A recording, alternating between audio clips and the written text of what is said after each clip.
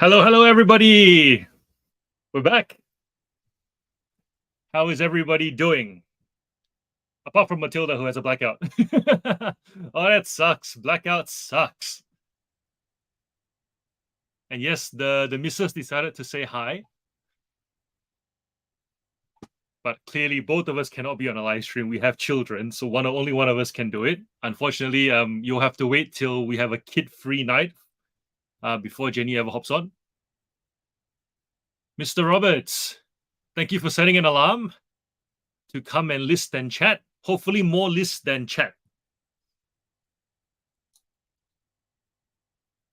Toby, I don't know how to feel about this because I haven't quite given you the privilege of being my whip cracker just yet. But then again, 2 whips probably gets more done than 1, right? Glad you're here.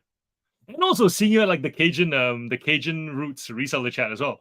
That chat was happening. There's so much happening in that chat. Makes me inspired. I don't know. I'm inspired, but I'm not sure in what way just yet. Because as with all things YouTube live streaming, you can do so much. Like they share the links of everybody's channels, and most of the people that have channels, they talk about problems. They play bingo. It's such a happening chat, and we might get there. Today is session 20, I believe, which is a bit of a milestone because we're at session 20. We've done 20 listing lives already. Feels a lot longer. Does it? I suppose 2 a week, 10. No, that's about right. About 10 weeks. It does feel like 10 weeks. Yeah. Wow. I do wonder what this will look like at like the 50 mark, and then at the the 75, the 100 mark. I feel like Johnny on Cajun Roots has already done. Would he have done 100 sessions? I feel like he would have done 100 sessions. It feels like there's a morning show more or less every day. Yeah. Retro Ranger, hello. Matilda, we should actually get you on with the blackout, and you can light a candle, and I'll light a candle. I've got a candle here with you. So if you want, I'll send you a link to the stream, and I'll light this candle, turn off all the lights, and we'll both do candlelight. How does that sound? Let me know if you want to do that, and we will make it happen. And also, if you're self-conscious about how you look on camera, I suppose there's nothing more forgiving than a blackout.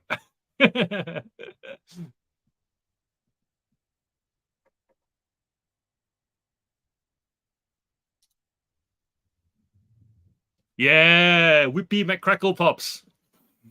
I saw Toby's comment, and I went, I'm gonna change my name today. Change it up a bit. You'll notice there's another change in the stream. See if you can pick it up.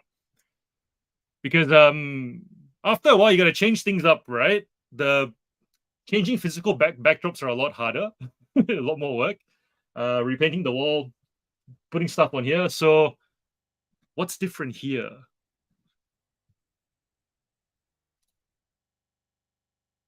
US chats, man, they're fun. It's such a community. It is such a community. Nothing like you've probably seen. I agree. I feel like they definitely share a lot more. But also, I think because they do a lot more, it's like in Australia. If I said to you guys, if you guys want to come into the session, you're more than welcome to. I'll give you a StreamYard link, promote your channel. Most of you don't have a channel. Whereas in the States, it feels like everyone and their dog has a channel. So it's like everyone's just trying to take any opportunity to get 5 subscribers. Here's 10 subscribers there. Anything to kind of grow. Whereas I feel in Australia we're a lot more laid back. Correct me if I'm wrong, but that's the impression I get. I go to an American chat. There's just a lot happening, and everybody. And the thing is, like, it's not a lot happening for the sake of a lot happening. It's like everybody has a little bit to gain or a lot to gain. And there's levels to what everybody gains from being there. And of course, the host gains the most, hence why they're doing it. Yeah, it's interesting. Very interesting dynamic. Champs, hello. Bloopy. Live for wealth. Hello. You just followed me on Insta today. Welcome. This is your first time. Is your name Liv? Do we call you Live Olivia, or is that like a live for wealth, which means that you got a different name? Let us know, and also where you're from. We'd like to know where in Australia everyone is. There's a lot of South Australians and a lot of Western Australians here. Game Junkie, what up? Brad. Yes, the redness. We got to get serious, apparently. Well, let's see if the redness helps, right? Will the redness lead to more listing? Let's find out.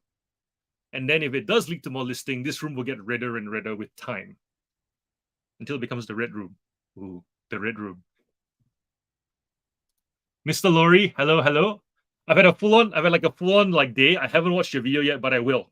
And if you want people to watch it too in the chat and you feel like sharing it, go for it. I think you have admin rights from memory. You do, so you can share links. Go forth. Liz, hello. Flipper J, what up? Toby doing admin-like things.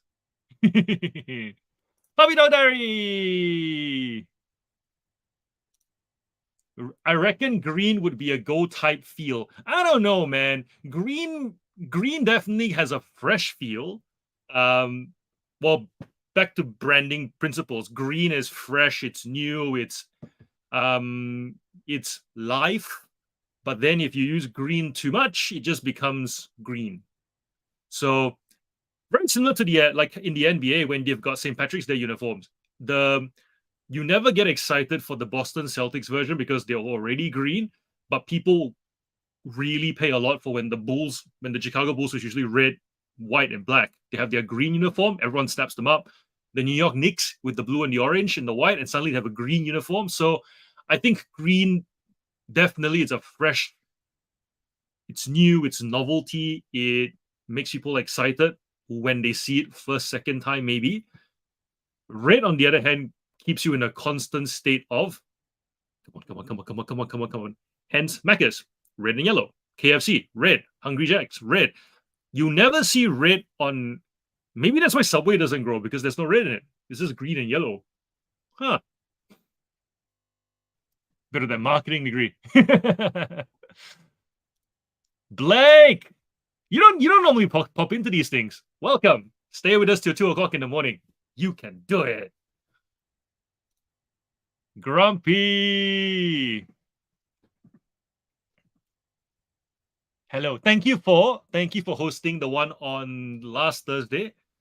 From what I heard and what I saw afterwards, you can continue talking if you wanted to for another 4 hours, I reckon. Like it didn't feel like you were running out of things to say. So could be something. Could be something that you can do as well.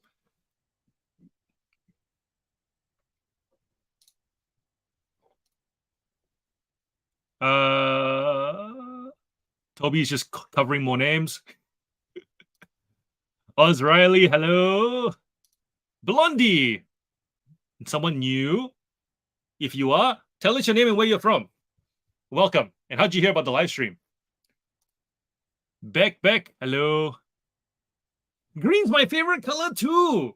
I had my favorite pair of shoes ever that I've ever owned were a pair of Reebok Pharrell Williams ice creams. I'm not sure if you guys remember them. They were like super old school.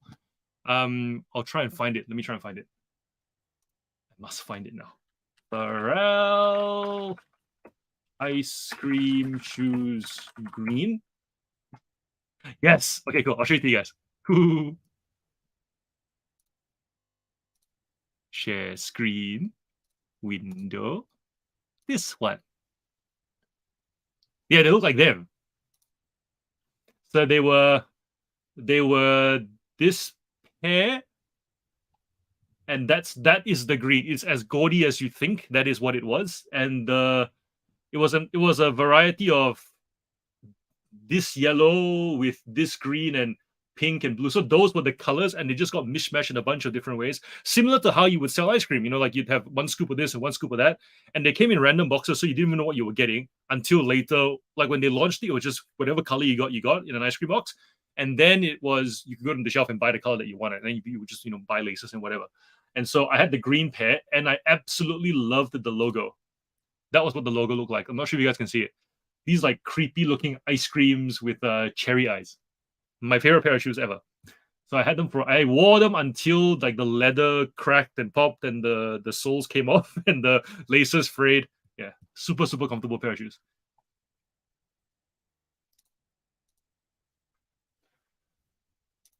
What about yellow? What does that do? That's a great question. Let's look it up. Marketing yellow color meaning. Oh yeah, optimistic, uplifting, and illuminating. So I suppose if you think about Macca's, Hungry Jacks, then the idea being that you are feeling like it's a good idea. Yeah, that's it. It's like light bulb, ding, and then the red going. The red makes you feel hungry. Red makes you want to go. So you put those two things together. It's like Macca's is a good idea. Let's go. Hungry Jacks is a good idea. Let's go. Red and yellow.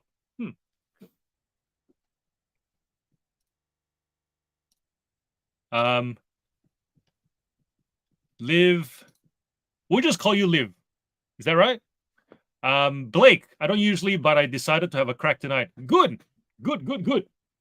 As you can probably tell, I have discovered a new wind after having a bit of a rest, which is fantastic. Definitely very different from the very last live stream I did, where my speech was slurring towards the end because my son's birthday party more or less broke me. Tomorrow night, I'm running a Father's Day, a Father's Day games night at school for mostly the primary school kids, and we're having it at the gym. And I'm planned all these games out. I think there are about 200 people coming for that. There are these two moms who have organized the food and the drink and whatnot. And my job was just to get the games done, organize the items for the games, and lay it all out. And something interesting happened, and I wanted to talk to you guys about this. What happens when you work by yourself for too long.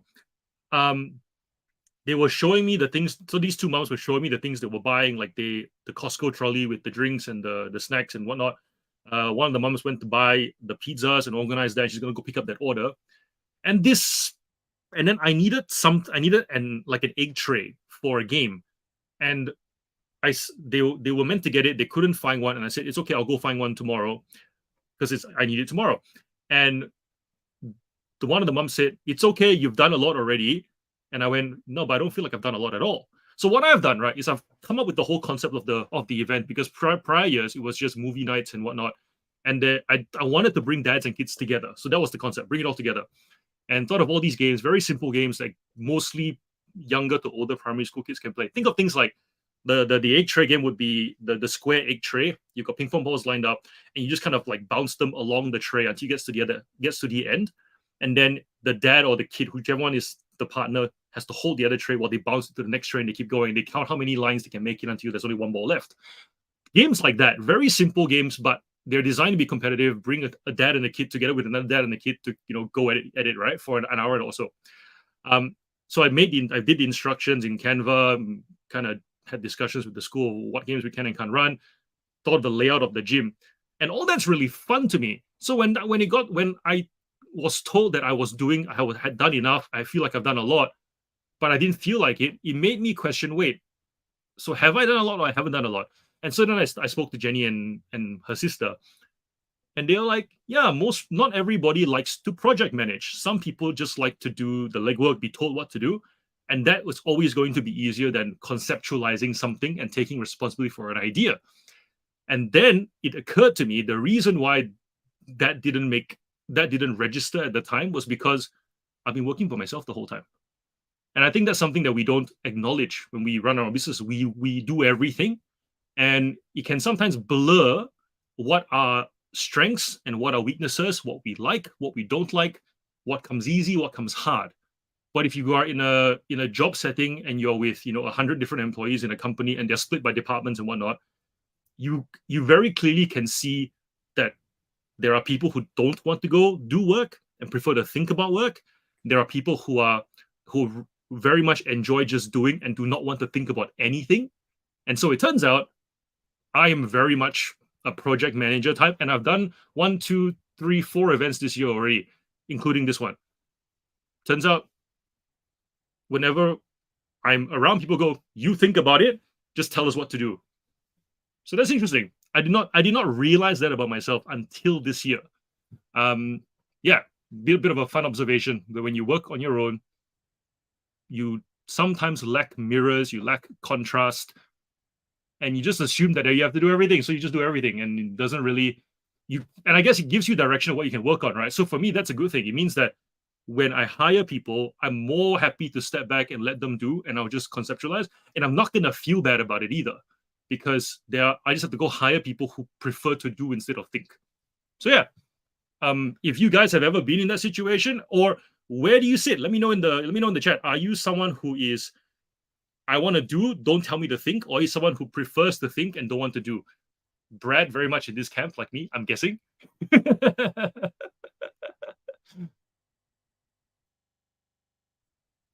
But yes, I have a new win. So we're fresh. We're back and fresh. 2 a.m. in the morning, that's how long you go for. We've done 4 a.m. once.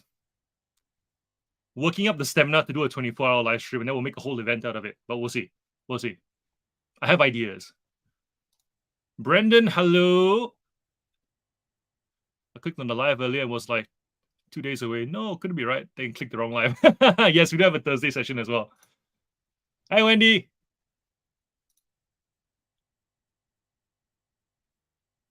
Pirate Skull. Yes, yes. That was a. I wish that logo was on a t-shirt. I had a t-shirt, but time's passed. Oh, I don't know about emerald though. I feel like emerald green, jade green, like gemstone green. It's different. Maybe I like artificial, synthetic plastic green. How many of you guys? I've just asked you guys a question about whether you're a doer or a thinker. Here's another question. How many of you guys, when patent leather was a thing, actually liked patent leather as a material on shoes? There was a period of time where sneakers would have your normal gray natural look leather, and then you had your patent leather. I was very much into the patent leather thing, but leather, that's a hard word to pronounce. Jason Ravage is in the chat. Hello, hello. And you're staying, I'm guessing.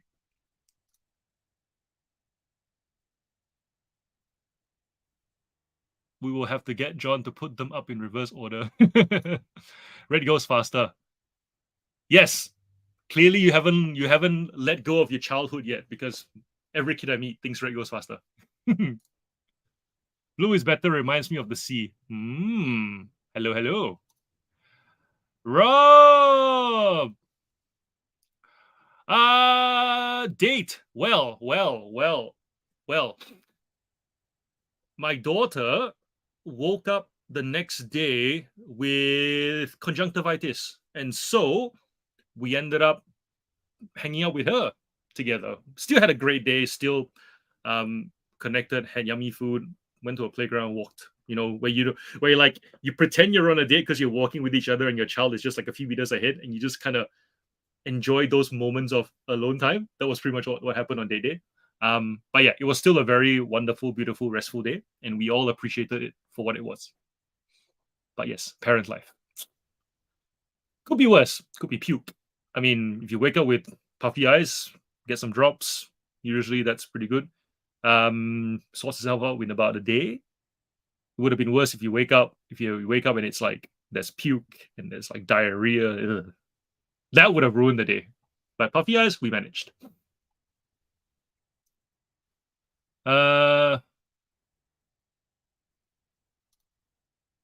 Choose orange, red, and yellow.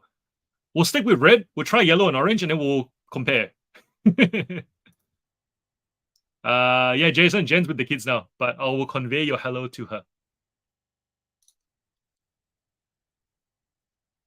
So Ticker's red tonight. You definitely have more energy than me. Can't stop yawning. Look, Granny, I'll go with orange, but I'm probably wrong. The ticker's just orange. I don't think you can change the color of the ticker of the actual clock.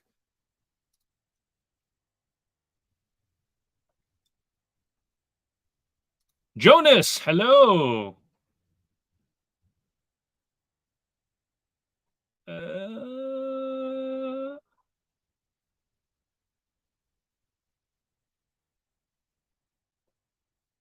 What else do we have here?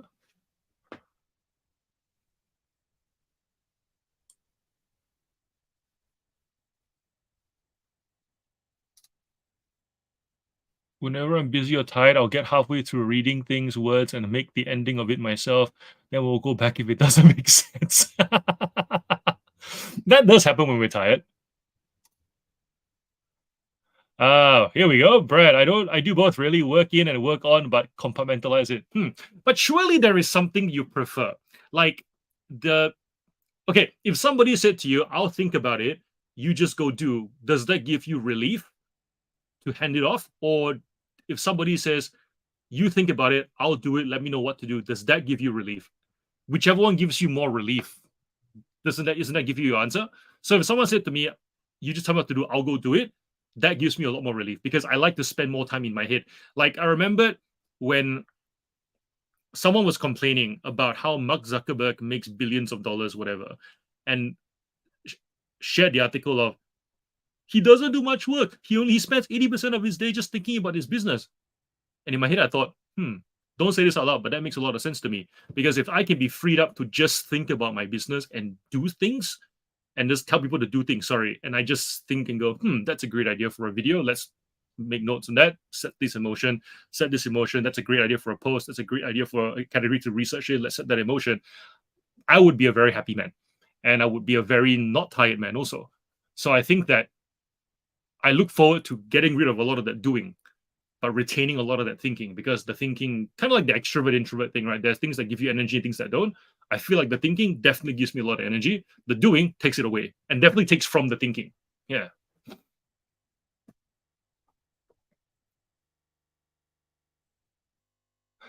That word compartmentalize is too big for me. Hiring someone has allowed me to think outside the box and target new sourcing strategies, leading to a new lead that will be interesting to see tomorrow. Cool. Ian, welcome from England. Woohoo! We keep getting people from England every single live stream, and that's very encouraging. So please let this continue. And also, what do we say? How do Brits say hello? Do they just say hello? Yeah. What's a British way of saying hello?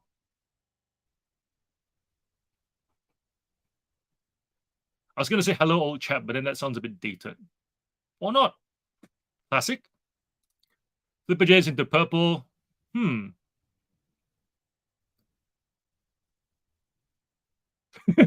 the time, it's 3 times near what I was saying.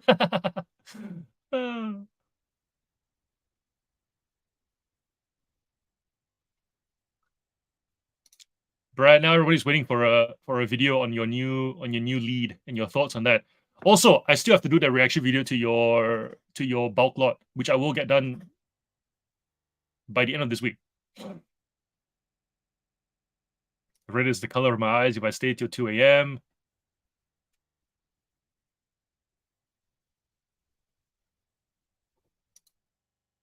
Toby's being a bit of a pirate, wanting to take on the excess stock from Brad.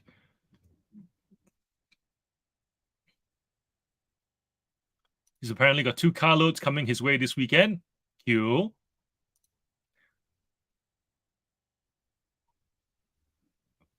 Jason wants to know if Brad will outgrow his new space.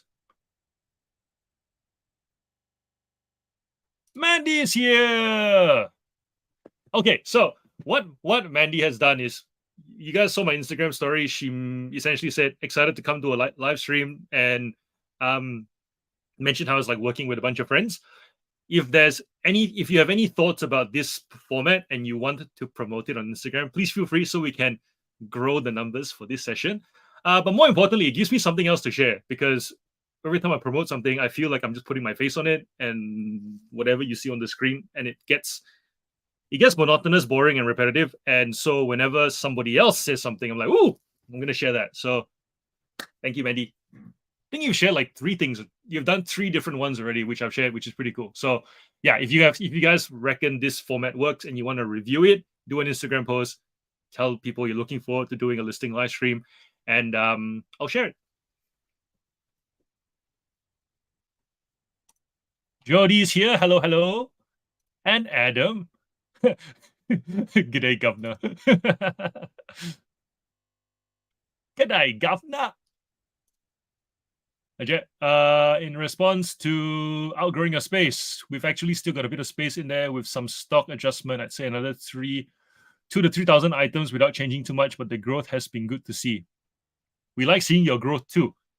I was particularly impressive with your DVD storage, that with the color codes in the boxes. Very impressive. Because after a while, right? I think it's just nice to look at the wall and have the color tell you where you sit as a business, rather than have to look at a screen for numbers. So, yeah. Toby will do a reaction video of my reaction video. And then tell Granny to not watch it so that she can do a reaction video of your reaction video to my reaction video live. Jody showing some love to Aussie thrifters. Plenty of improvement left, but definitely starting to feel like it's coming together now. Always improvements that can be made. I've identified heaps in my space, just action none. Always happy to share. A few people seem interested in joining in. I can't tell if they are here or not, but it's motivated me to so much. So always good to share what works.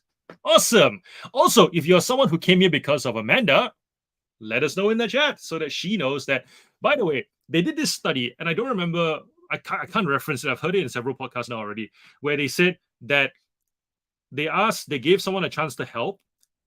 They helped, and then one group was given feedback on how the help went, and one group was not given feedback at all. And the group that was given feedback on the help that they gave, whether the help was actually helpful or not, was more likely to continue helping. So if you help somebody or you're here because of somebody, let them know, because then they're more likely to be helpful to you and everybody else in the future. Essentially, by you acknowledging help, you make your friends more useful. Amazing.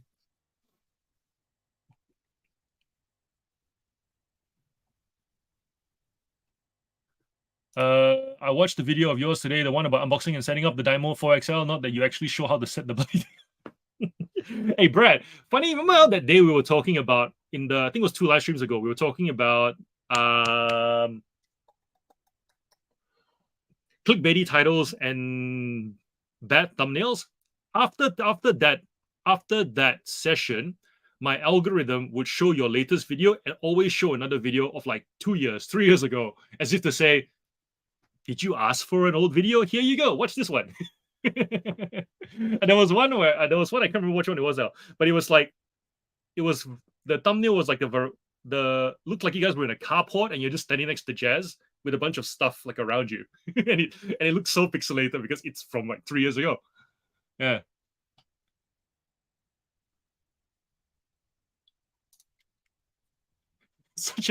That's such a meal response. Granny goes, you didn't show me how to set this thing up. And you go, just plug it in and away you go.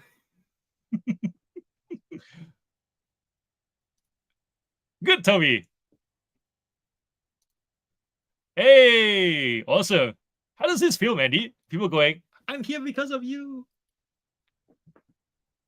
You should figure out like an affiliate program.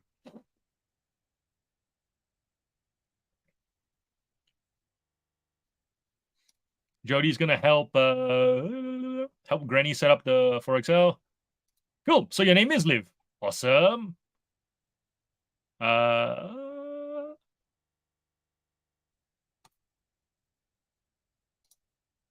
That's interesting. Nice to know. It's pushing it out a bit. Yep. Might actually be switching label printers soon. Are you guys going Zebra? Like Tom? She needs to go closer.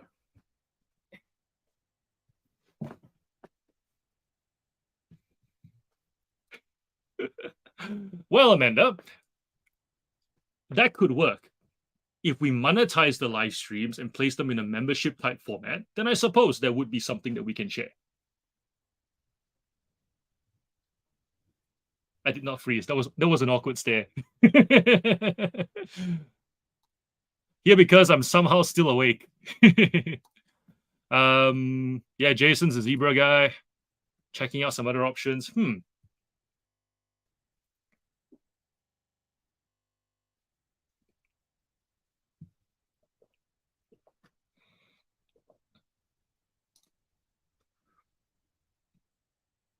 And sweet. 36 people here. Let's do some listing, shall we?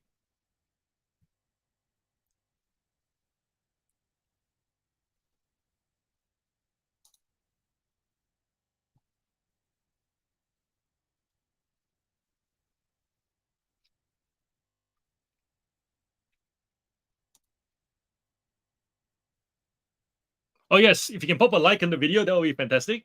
Um, and also tell me in the chat, are you someone who prefers to do the work or prefers to do the planning?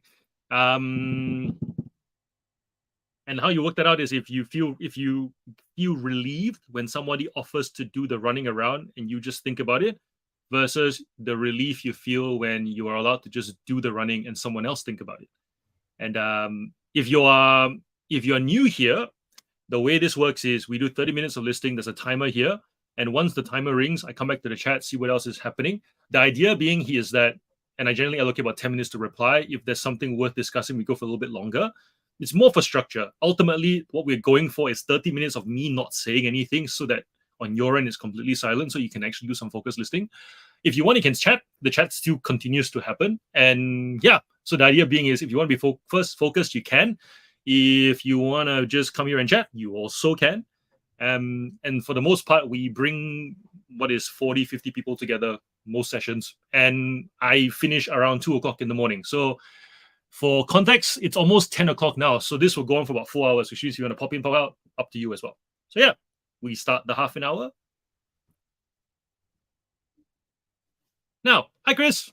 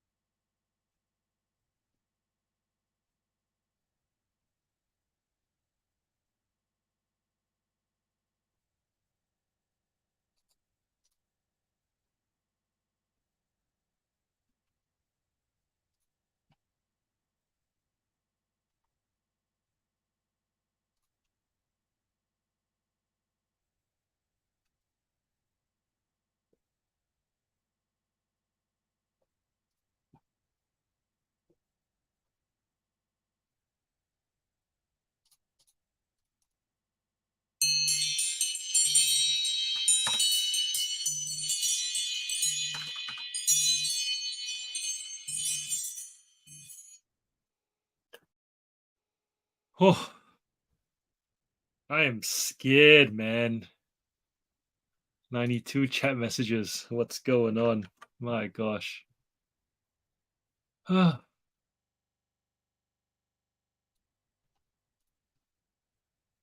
right, let's see what's happening.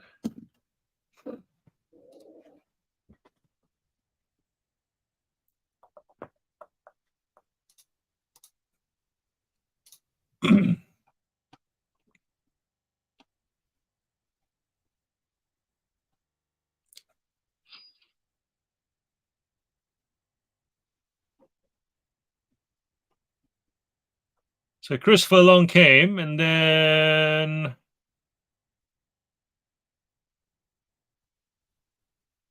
Grumpy Granny is quiet until the timer goes off. Well done, Granny. This is not the format that GG lose last week. I was gonna say, I felt like Grumpy Granny was talking a lot. But that's how I was in the first session too. When I did the listening live stream, I couldn't not talk, and yeah, it took a while to stick to the format, but here we are. So let Grumpy do it her way. Don't insist that she must do it our way. I want to do the work so I know it's done right, but I also want to be consulted. I'm a great second in command. Brilliant. Brilliant. Thank you. That's actually a very nuanced answer. I like that. Because it does acknowledge that we,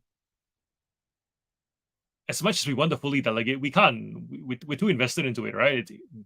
It's our baby. This is so much of us goes into it that, yeah, I guess it takes a lot to let it go.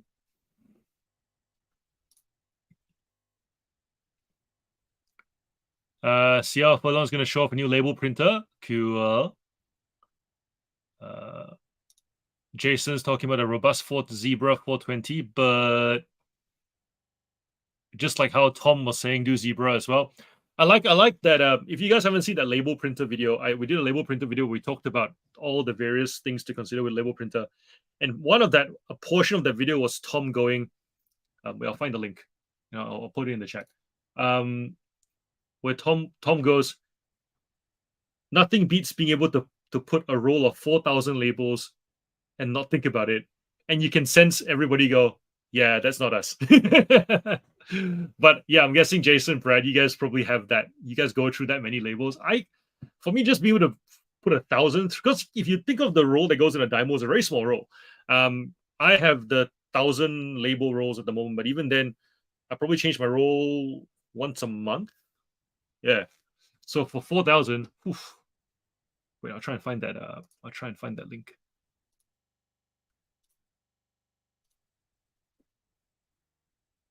Where's the label printer video? That's the one. If any of you guys are interested, here's the link.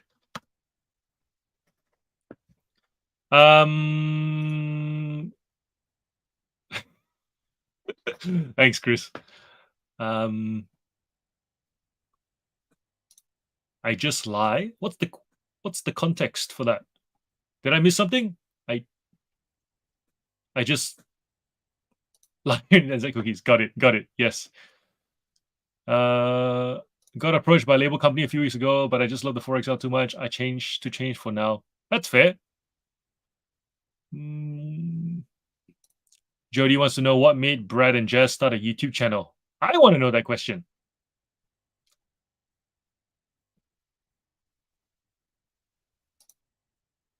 Osprint. That's the one I use the BPUT, which essentially is the Osprint. What do you mean by they approached you? Like to affiliate link it kind of thing? Pay in printers.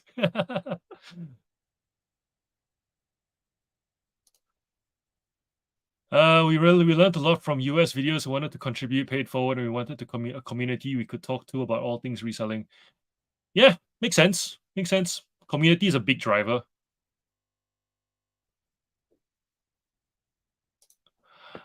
They're not that expensive though. Like they're about $250 each, aren't they? From memory.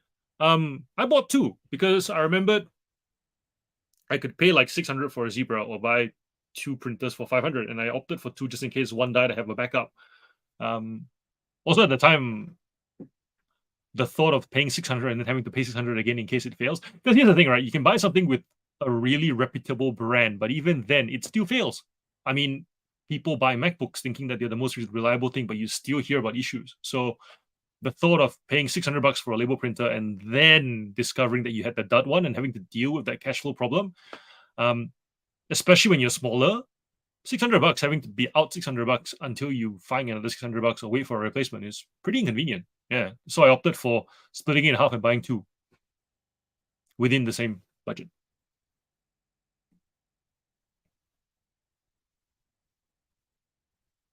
Puppy Dog listening to Chris's episode 127, another monitor, loving it. For those of you guys who don't know, Chris Furlong has a podcast and he is all about mindset. So he does discuss a lot of that stuff. If you want to have it playing in the background, give him his views and his dollar redos. Go support that. Go support that part of that channel because he's got a lot of content going way, way, way back. And mindset stuff never changes. It's always relevant. It's like every time I listen to one of them, I am reminded about something constantly. Which actually beats watching videos that tell me to go sign up for stuff. So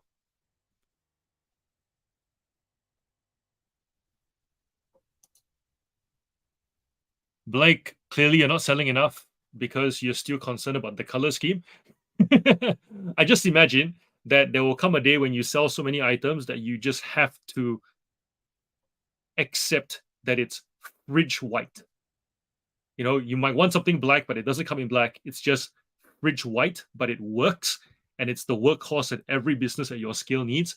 And then you have to go through this whole emotional adjustment of, I want it to be black. I don't want my warehouse to look like an office space.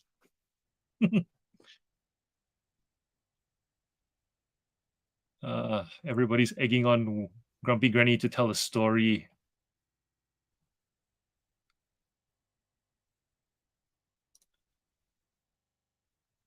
All right, so Paul, as you guys have, you regulars know that Paul's really good with HTML coding. He's into the AI space. He experiments with things. So if you guys want to watch this video, he's decided to show you guys how to do HTML in your descriptions. Because when he showed his descriptions last time, you guys were like, wow, you've got buttons to click to various categories and so forth. And when you guys asked him to create a template for you to plug and play, he said he can't because it's specific to your actual store based on the categories you run and so forth. So he's created something for you to watch and give you guys a head start. So hopefully it helps. And if you reckon it's useful, give feedback. That way Paul can revive his channel if he decides to do so. Yes.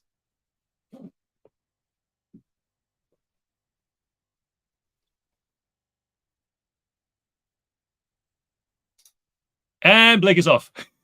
Thanks for popping in, Blake. Even if it wasn't till 2 o'clock.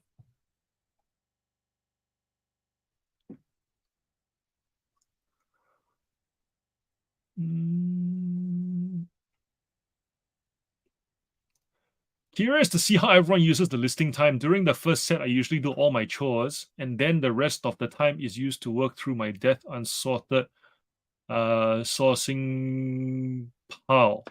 I've got all my photos done during the day. So for me, the garage is downstairs. I don't like to go down there at night because it's a garage, which means that there's bugs, there's what's the word, like bug noises, and I find it distracting. So I don't like going down to the garage at night. Only if absolutely necessary, I'll do some packing, but for the most part, I don't like being on there. And during the day, it's a lot nicer. It's drier. It doesn't feel as moist as well. Not that it's ever moist, but you get the idea. The temperature drops. It just feels different. Eerie, maybe. Yeah, so I do all my photos during the day, then come up here. All I'm doing is uploading drafts during this listing time. But yeah, I'm very keen to know what you guys do during your listing time too. I might do some sorting in the future. Figure out how to turn this bed into like something I can flip up, so that way I can actually have a table behind me as well. I have two spaces.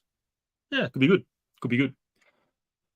Someone suggested whenever I pick up bulk lots, who it was, Mary. So Mary, the 365 Vintage Hunter, the American, who was on Octo's channel for the last week's episode of the Worst Reseller podcast. She suggested actually doing live shows, kind of like an unofficial whatnot on YouTube when I pick up bulk lots because I'm getting really big lots of action figures and whatnot, and whatnot. And I thought, yeah, it'd be nice to kind of set up, if this table is for the computer, then maybe set up like another table behind me here where I can sort, research, show you guys, and then if you guys want it, you guys can buy it. So she was like, all the Americans do it. It's a great way to move product without having to list it on eBay. If you're going to sort through it, make it a show, and then sell stuff. I'm like, yeah, that's actually not bad. Sell for less, but sell it quick rather than try and do terror peak prices and then let it sit for a little bit longer. So being a bit resourceful, obviously, we try to move product whenever we can, especially when we get bigger. If you're going to do things, you might as well double up the purpose. So I will explore that format sometime in the future, trying to get to do it before Christmas, but I'm also heading into busy season. So it will be interesting to see how I manage my time to make it happen or not. What does everyone print their international labels on? A4 paper. That's all I do. I don't do the sticky thing because there are some countries that insist that they must be in the satchel, like in the envelope, the pocket, so that they can remove it at each stage of the way. Yeah. So I print out on A4 and I cut it up and slot it into the pocket. And if it's going on a box, then I use the medium Ziploc bags. I was trying to think of what's the word for it, because if you say Glad wrap, if you're in America or in the UK, you might not have that brand. I was like, what's the word for it? It's Glad Ziploc bags. Liz, I like the idea of getting someone to help do stuff but have trust issues. Lol, don't we all? If I screw something up, that's on me. If I get someone else to do something and there's issues, also on me to fix. Oh man, that's so fundamental to us though. Like, I remembered when I got bullied out of my job and I decided to be my own boss. The statement was, I will be the captain of my own ship. The ship may be small, the ship might be big, but it's my ship. And if it sinks, I'll be okay with it because I am the one sailing the ship. Like, that was literally the mantra that was coming out of me in that moment of like, I've worked so hard and I've been the top performer in my branch. And even then I got bullied out of my job. Like, what? You know what I mean? But yeah, that was still pissed off at that boss. But there came a point when Jen said to me, I think she did you a favor, because some people get bullied out of their jobs and they just keep going back. But you were like, no, release me. I'm doing my own thing now. And then I think there comes a point we also then have to become delegators, right? But yeah, there's obviously a period where it's like, I'm doing everything. It's all on me. I'm responsible.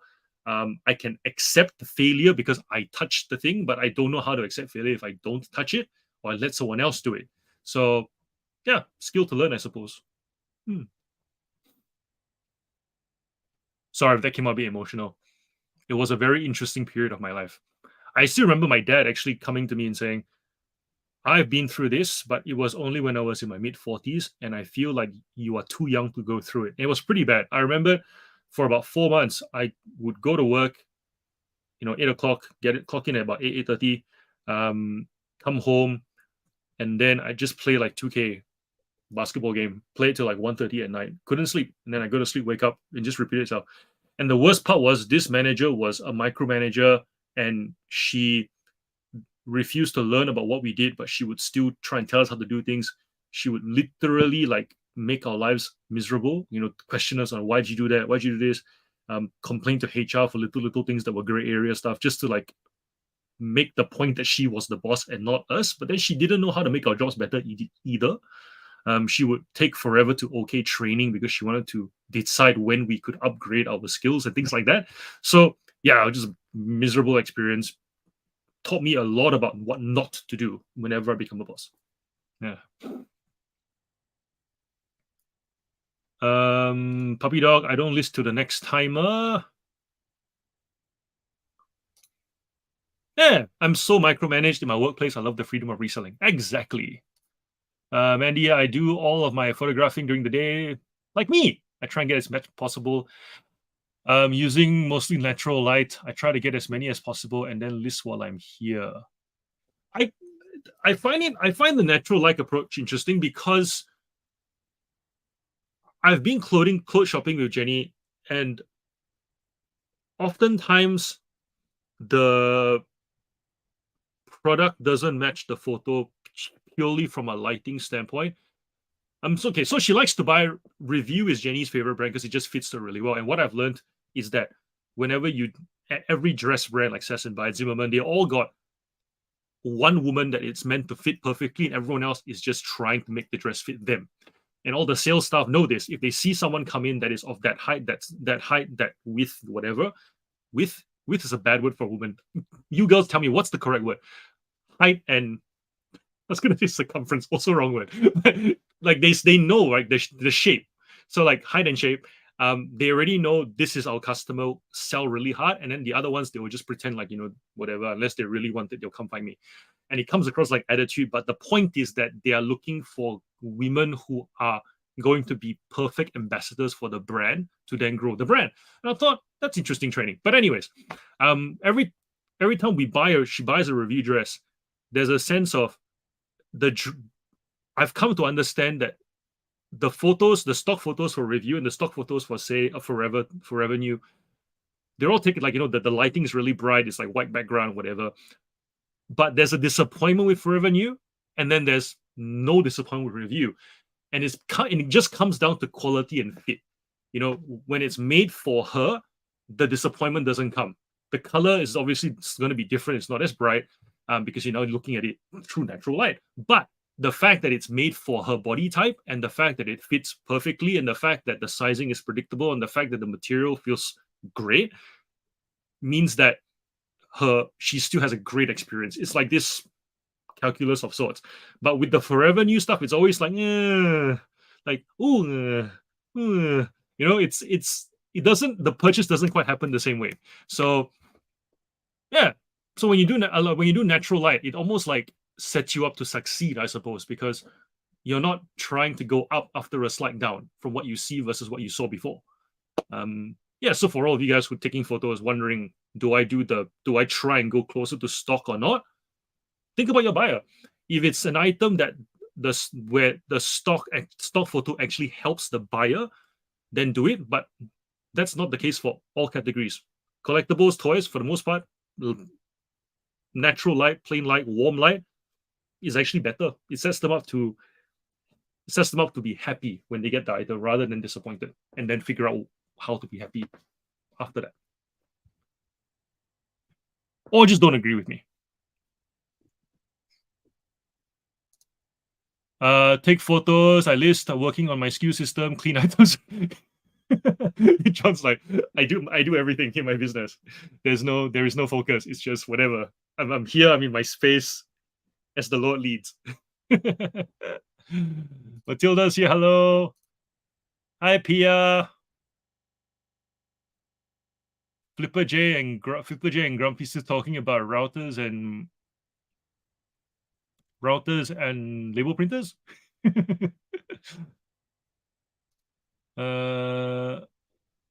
Jazz prints international labels on just A4. Yep.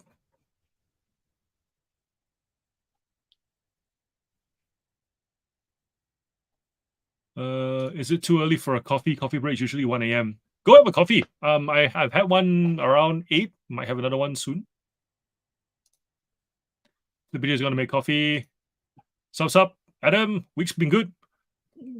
Sales are picking up. Cajun didn't get good news on his bloods. Oh no, his leukemia might be back. If you caught that from the stream. Dear Lord, we pray for Johnny that he's handling okay. For those of you guys who don't know, there's a guy called Johnny who runs the Cajun Roots reseller. Lovely guy, source of life for that community, and didn't have leukemia for a few years, and then it's back. Toby asked me to go join his chat, hopped on there. Great community, so much love, and yeah, but wow, better to have a community to share what's going on with than to have to go through it alone, I suppose.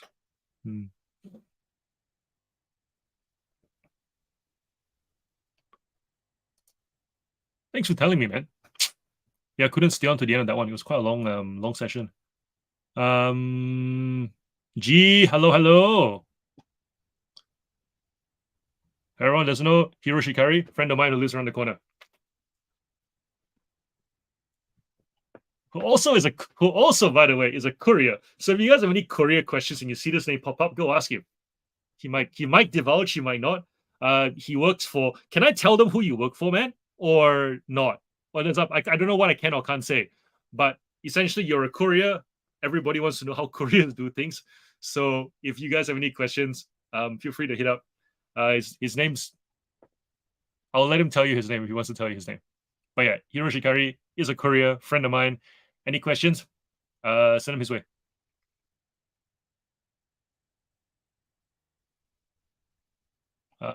Wendy's off.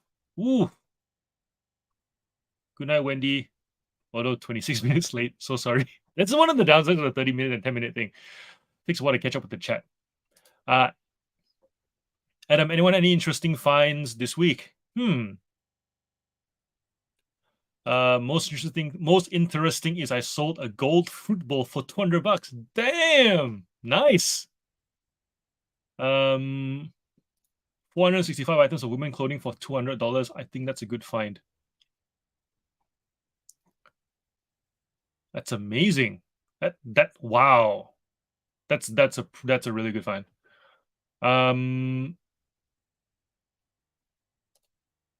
King Solomon, hello. Found. Are you new here, by the way? If you are, welcome. How did you hear about us? And where are you from? And is your name Solomon? Or is this like a avatar type thing? 12 PS1 games at Salvos for $5 each. Nice. Came across a very large kids picture book called The 14 Bears Summer and Winter Comms Are Through the Roof. You can't just tell us comms are through the roof and then not tell us the comms, Granny. I gotta go look it up. The 14 Bears Summer and Winter. Whoa, damn. Sheesh. In the 3 figures, lowest one was starting with a 2, highest one starting with a 4. Not bad, Granny. Not bad. That's what you guys are here for, man. Like, you guys get all these bolos. My business model is literally like bolo free. I don't get bolos at all. It's just bread and butter and be the largest supplier in my category. Like every time I find something at the thrift and I show it to you guys, it's like $1 to 20. That's a good thing for me. Most of the time, it's the quantity at $1 to 5 and 10. But just processed the same way. So definitely my model more of a grind, but 6 figures is 6 figures, right? Doesn't matter how you get there, I guess. I mean, I do get some bolos here and there, but they're not really like I don't hunt for them, and I definitely don't look for them either. It's just pick up a bulk lot and it happens to be in there. That's more my kind of how I find these things. So I suppose a good week for me went to the airport to pick up my parents. They came back from overseas.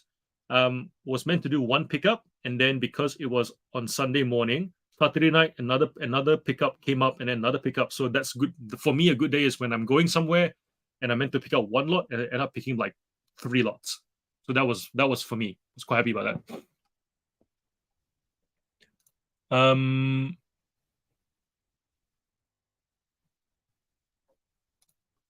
Yep, very, very lucky. Hopefully more to come too. Not at that price. She wanted to clear out and start fresh. Nah, good find, man. Good find. Good find. And pounce on it. Just take it. Like there are some of those deals, right, where it's like, just take it first, deal with it later. Don't even think about it. Just do it and enjoy it, right? Yeah, probably will not see something like that for a mighty long time. Okay, I'm in 2 minds about this. I have a doll shop. I keep talking about this, but I don't think I'll ever get to it. And I'm getting to a point where I realize that I kind of don't want to do it anymore.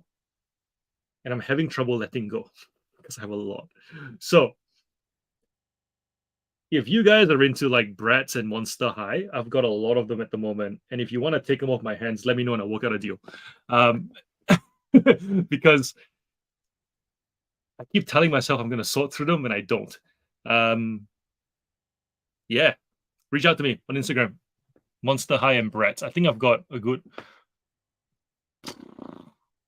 400 of them. Pretty much you can start a store. If you can pretty much start a store in the category if you just take what I've got. But yeah, I don't think I'll get to them because I've got toy cars, action figures, and I'm just more interested in that than the dolls. The profits there, I've sorted through a lot of them already. I've even got a bunch of the brats literally identified in bags, and that's one of the hardest parts. So yeah, let me know if that's of interest to you. A lot of YouTubers started a channel to document their journey. I started YouTube for the chicks. Oh, good lord. That's what I told for long too. Bitches.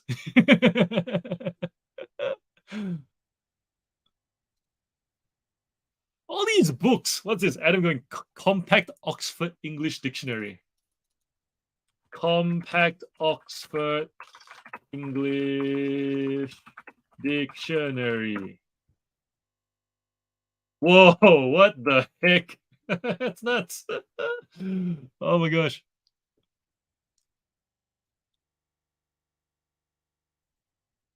Paul's getting some subs. Awesome, awesome, awesome.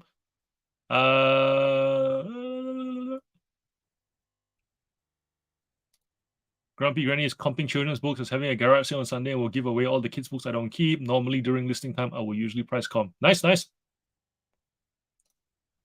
Macadamia and white chocolate cookies. Yeah. Jody likes the idea of a sorting show. Cool, cool. Adam saying if I start a YouTube, I would need to mask like the disgruntled octopus. Hey man, everybody will accept you for who you are. You know, you don't need to have a mask. And it's just one more thing to keep up, I reckon. Like, I see Octo do it. I get why he does it. It's interesting, and he's interesting, and he finds it fun. I don't know if most people would find it fun because it's another persona you have to keep up. And I much rather the Jim Carrey approach where you embody all personas in the same single recording. If I had to do like two different roles, that would mess with me. I would probably lose and give up a lot and fail at keeping them separate.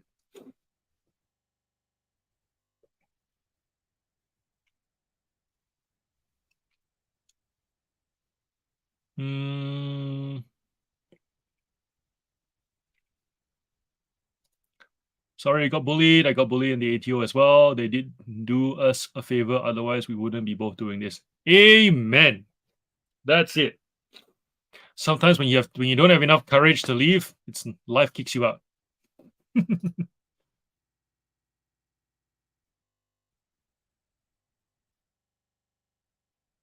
I don't understand this comment. I use homegrown honey from a private hive, and I think I semi-hallucinated. Good though, need to finesse still. Jody, the date was daughter had conjunctivitis in the morning, so we had to look after her. Couldn't send her to childcare, but we still hung out, went to the playground, had some yummy food. It was a good day. Good. There we go. I knew it was a word like that sounded. Really shouldn't be doing this with talking about women. It was a word that was like the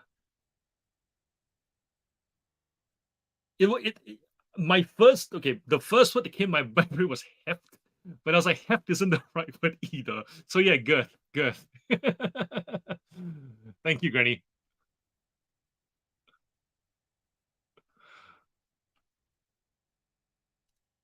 I really, really love children's picture books, and I'm struggling putting some of them in the giveaway pile. Mama Mo's Collective. Evening. Hello. Where are you from? It's your first time here. How did you find us? What's your name? So many questions. Shut up, John.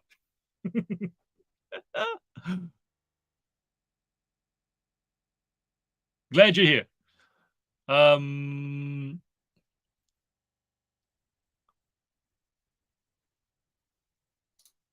King Solomon never chat. Cool. West Sydney. Awesome, awesome. Well, welcome. And thanks for chatting.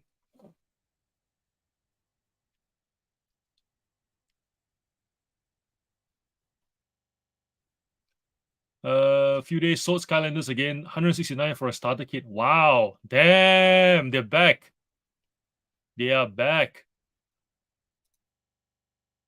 John wants the dolls. What I can afford. Okay, okay. Cool, cool, cool. I just sold a Monster High doll and book today. How much do you want for the dolls, John, the reseller? I got to look it up, man. I got to look at what I've got. I essentially have. I'll go count. I'll go count and do like a brief inventory. I'll let you guys know. But yeah, hit me up on Instagram and I'll send you guys photos and stuff. And I've never done this before, so it's a bit messy. You'll have to forgive me. Bear with me.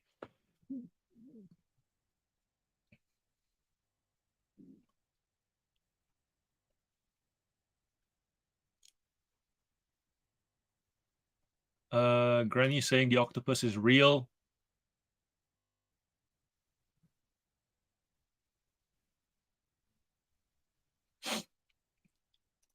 I like the YouTube, but it's hard with my job. That's fair. Dictionaries and references is one of my best categories. Rank usually in top 5. Nice. Puppy Dog and Flipper are gonna go till 4 in the morning. Can I do it?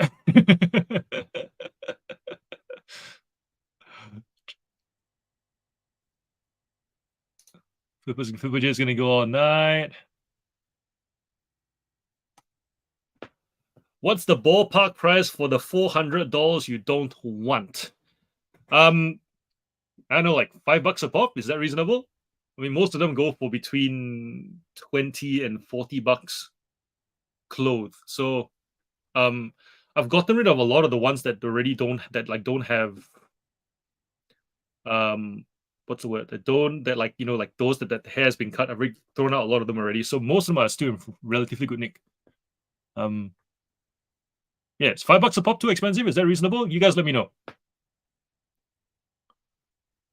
Because when I was buying them, I was paying about $5 each because I'd sort through. So I've been through so many bulk lots. I've split up, man. Those, and especially with those clothes, when you got all the Velcro, right? I've literally split up the clothes by color, the boots by color. Even if you don't clothe the dolls and you want to sell them individually by like lots of boots and stuff, you'll make bank. I just don't have the time anymore. And it was one of those experiments that was great when I had my sister with me, but the moment she stopped working for me, that it just went.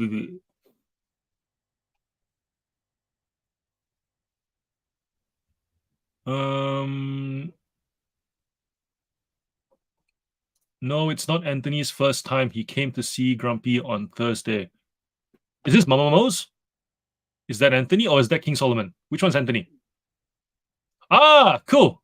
Awesome. Through Chris. Welcome, welcome. Anthony. Lovely to meet you.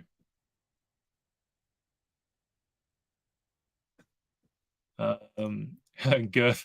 Funny. I actually the Jenny and her sisters were talking about putting on dress sizes as you get older and just having to accept, I used to be a this and now I'm a that. And it occurred to me, I've been wearing track pants since COVID started. I don't even know what my waist is anymore, nor do I want to check.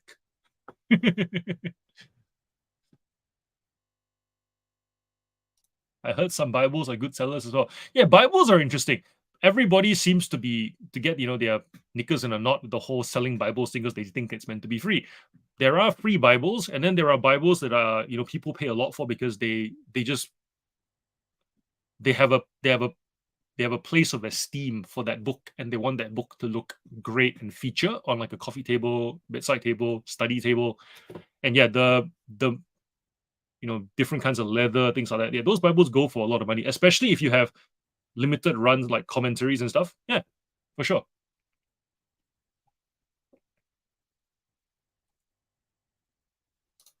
Are we doing Whatnot? I would do Whatnot if there was Whatnot, but I don't think there is Whatnot in Australia yet. So we'll see. But it'll be a great way to like move some stock because I do have a lot of stuff here. You need to be very selective and compare everything when starting in the dictionary category. Agreed? What else am I selling? I just want to get rid of the doll category because I don't think I want to do it anymore. It's that store has dwindled and yeah, it's just not. Do what you have fun doing, and I clearly have fun doing boys things because I'm a dude. Okay. That being said, though, when I was comping and researching brats, I found myself quite mesmerized. Because for those of you guys who don't know, the way that you tell the difference between one Bratz doll and another Bratz doll is just from the eyes. Like the eye design is the only thing that's you is eye design lash count.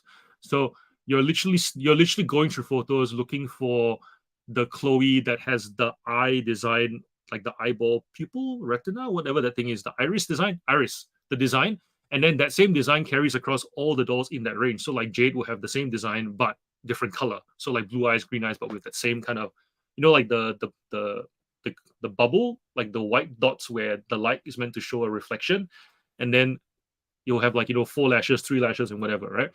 And I found myself going, "Oh, these dolls are actually really pretty." The collectors of these dolls are not very nice because it's the out of all the doll categories, that's probably the cattiest one. Like they claw at each other. It's not fun.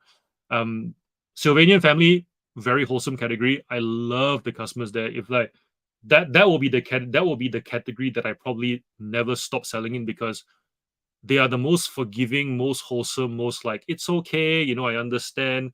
That's all right. I'm happy to wait. I know it's the like they're the like come Christmas time when I used to sell Sylvanian families, the items would come late.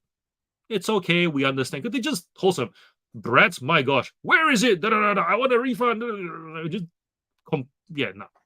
So good money, but didn't enjoy the category. But I did find myself enjoying the research process because they're actually really pretty dolls compared to like Barbie. Right? I can't appreciate Barbie because Barbie, as much as it's anatomically accurate, the they don't look pretty because it's in the eyes. So the Bratz dolls, bigger heads, big eyes, kind of like anime. And then Monster High, I just find a bit creepy. I don't know. Like I'll put them together. I'm like, don't really enjoy researching them. So yeah. Pop. Oh, bye, Liv. Uh, Puppy Dog. Join us again Thursday. So we do it Tuesday, Thursdays, 9:30 consistently. Puppy Dog wants merch. Eventually. Oh, Loopy's here. Hello.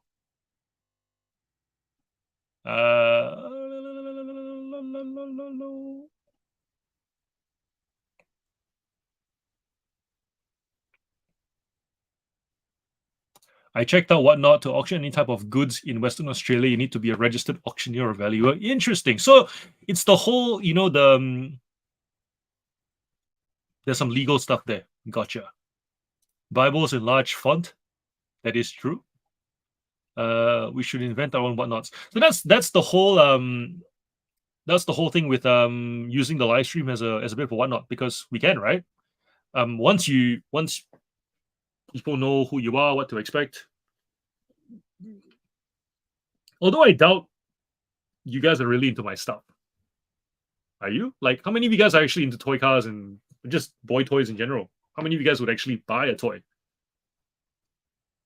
I feel like that whatnot model very much more suits clothing because it's general appeal, like jackets, jumpers, hats, shoes.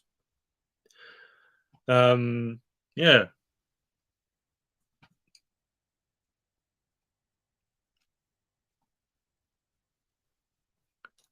Jody wants to swap the Hot Wheels for the Bratz. You need to have a lot of Hot Wheels.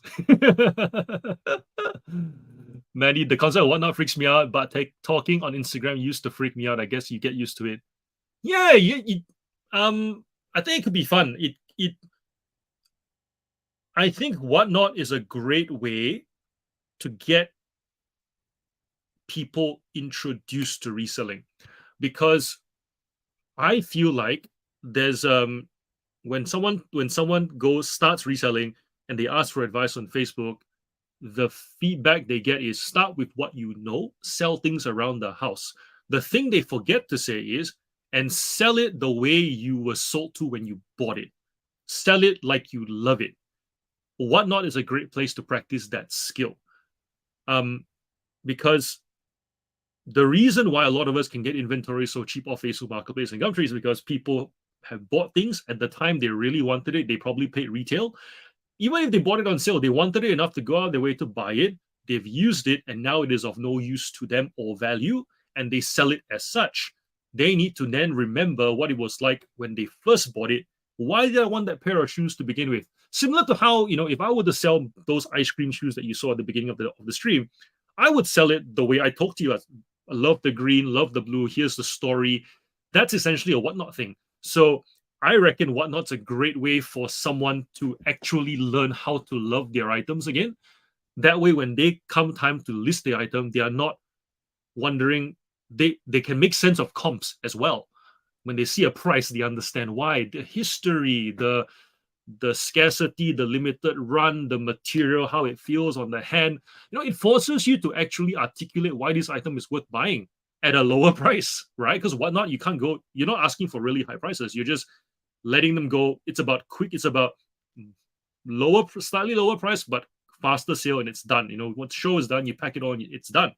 It's no more waiting. So in that sense, yeah, I would, if whatnot was in Australia and it was good to go, I would use it as a way for my staff, whoever they may be, to learn how to sell my items. So then eventually, when they start doing the eBay stuff, it'll be like they know what to expect. Because whether if you can pretty much set up like a whatnot stream that's just a practice stream.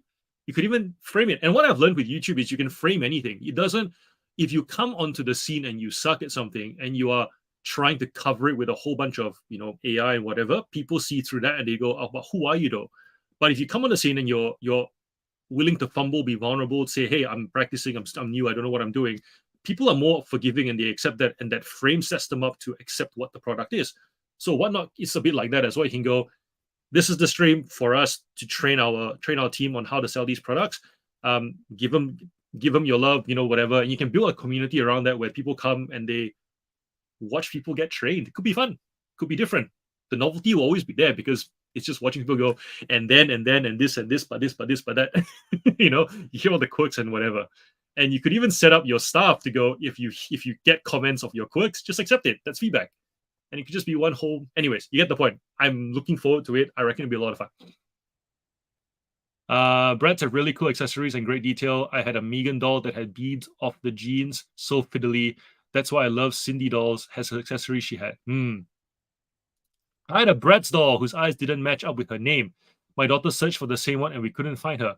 Ooh, was it rare? There are some really rare ones that don't even make it onto Google because they just never came back out again. Also, limited releases in different countries like in the UK and in the US. So if you're in Australia and your Google is set to Australia, I've learned that you actually don't get the same results because location matters. And usually we just join one of the like identification Facebook pages and ask people, they'll tell you. There were a couple of lots I picked up where they would send me links and I'll be like, I've never seen this doll before, but they found it on their Google image search and it didn't show up on mine. And it was one of those like limited run twin packs that I think only came out in the States. Middle-aged men with green hair are buying the brats is why. There are quite a lot of guys in these groups. Serenian families are so cute too. I bought heaps for my daughter. She never played with the families as My Little Ponies took over the house. It's when you find the Chuckies, the Annabelles, you want to bring them home and someone yelling, not in my house. Oh yeah, Mandy, do you sell on Instagram? I don't think I know the answer to that question. I'll let you answer it.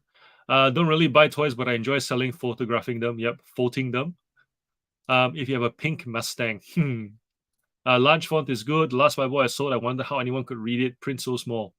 I bought a Hot Wheels truck full of Hot Wheels because of you. Normally, I would bypass it. Interesting. What's the condition like? I like the idea of model cars of classics, but not much further than that. I'm selling blow up dolls. This live stream will never be kid friendly.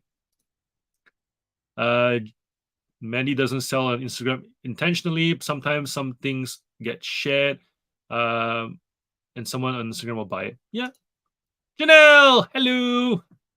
Hot Wheels, is there only value in the old ones or in the new ones as well? Interestingly, I saw them in Big Wheel this morning for $2 each, and 3 high schoolers were padding through them. Depends on the. So $2 is what they retail for, and then there's $8 for the premiums, and then you've got the limited run stuff. Really comes down to what people like, and so which is a very general answer. So I'll break it down. You guys saw my Instagram post where actually I'll just show. I'll put it on the screen. That makes more sense. I'll put it on the screen to kind of give you an idea. I'll do that. Where is that photo? It was only recently. There we go. Okay, this one. And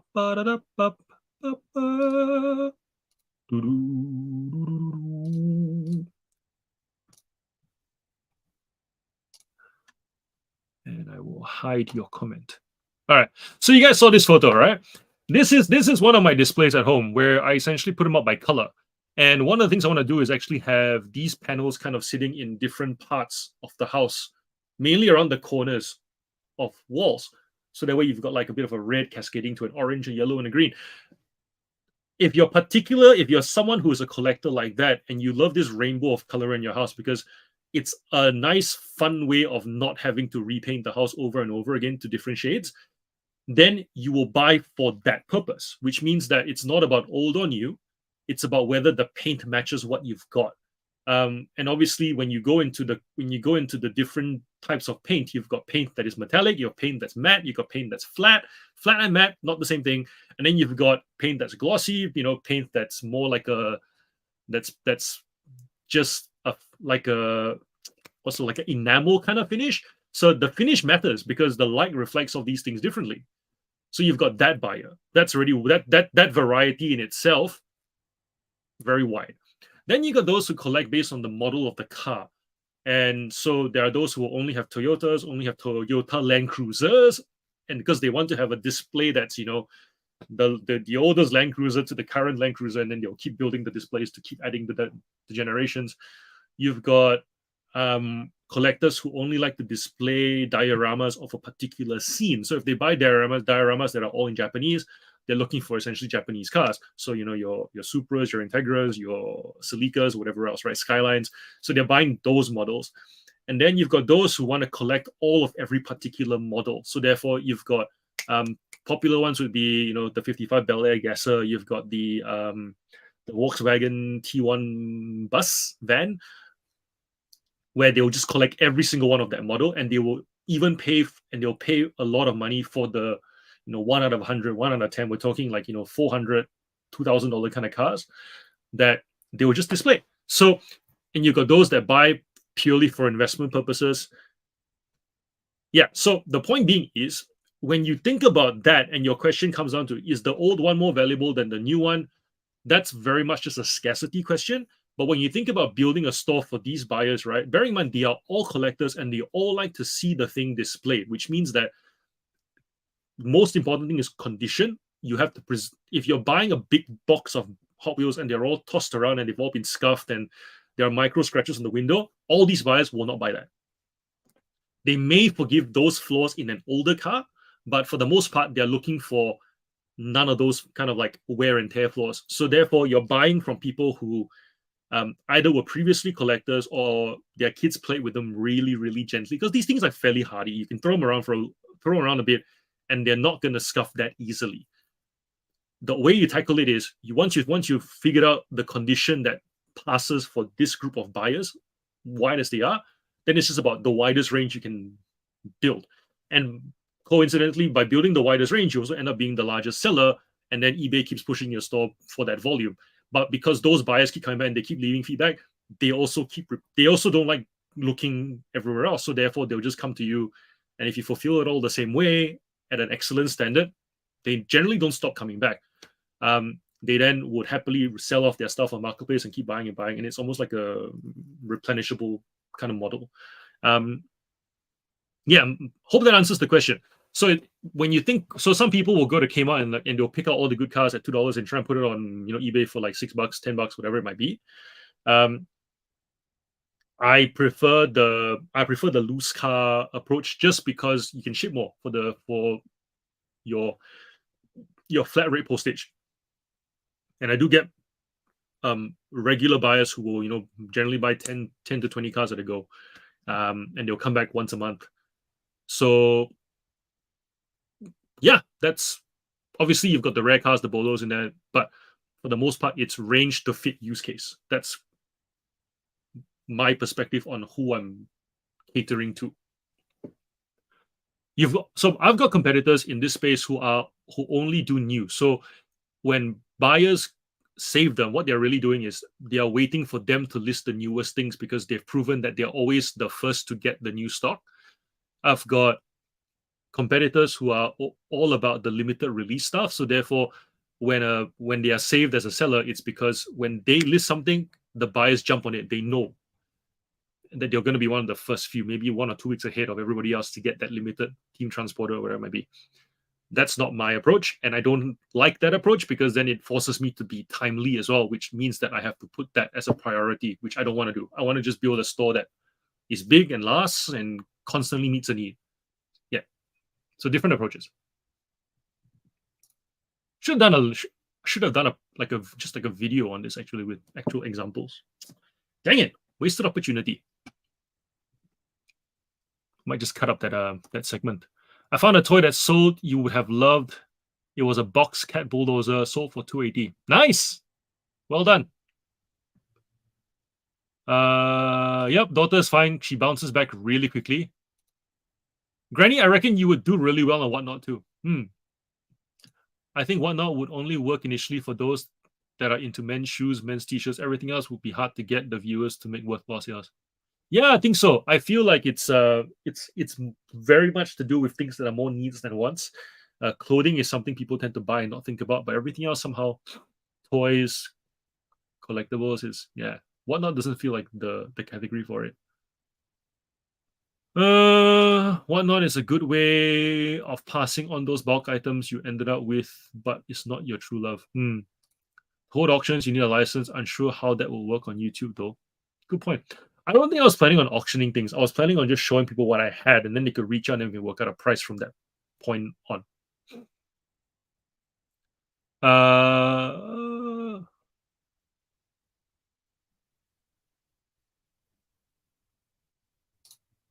eBay does auctions though, so surely Whatnot would work similar to get around whatever laws there are.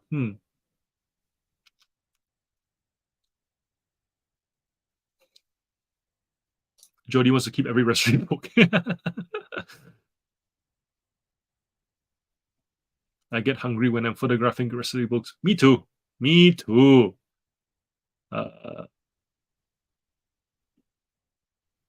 Matchbox cars or micro Matchbox. Same thing. People collect by brand, by model, by make, by color. I've got that display you saw has a mix of like Matchbox, Hot Wheels, Tomica, and Pixar cars. Update your display. You could have Brad's heads in one, left arms in the next, and so on. Might need a different personality to go with that display. Oh, dude, that's freaky. Those of you guys who are not in Melbourne, there is a library at the Monash. So Monash Uni here has a library called the Hargrave, and there's a display. I'll see if they actually have it. Hargrave Library.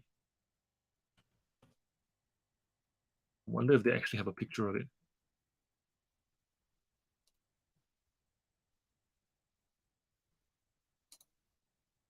Yes. Oh my gosh, this actually is a thing. It's called, so there's a, okay, I'll show you guys the screen. So in the library, there is this display right at the very front, and it looks like this. And it's like it's got these baby heads. So I can zoom in. Will it let me zoom in? No. Okay. Wait, hold up. No, it's not letting me zoom in. Yeah. So it's got these like porcelain baby heads on the wall, and because it's like the science library, never enjoyed looking at it. Whenever I come, it's like, ugh. So yes, definitely would need a different personality. Been collecting Disney Pixar cards. My first big bunch sold well, but should have kept in the collector book I sold it with to identify any future purchases. We just Google lens them, Pixar cards.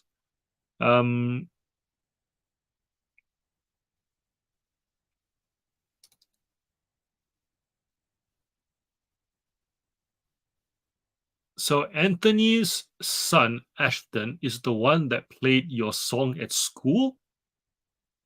It all makes sense. Bolo! Bolo!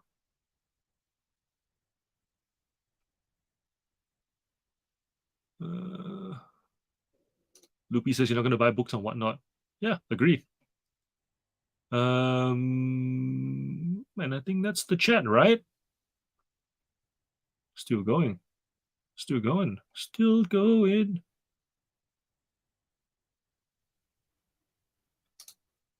Loopy, I went to Monash. Don't be so mean. Monash is not bad. Hey, I'm keen to know how you track your sales, purchases, and costs. Are you running your own spreadsheet, automating anything? If so, great question. So with sales, I don't. What's the word? I only track the product sales. I don't track my and I split them up by store, so I know how each store is going.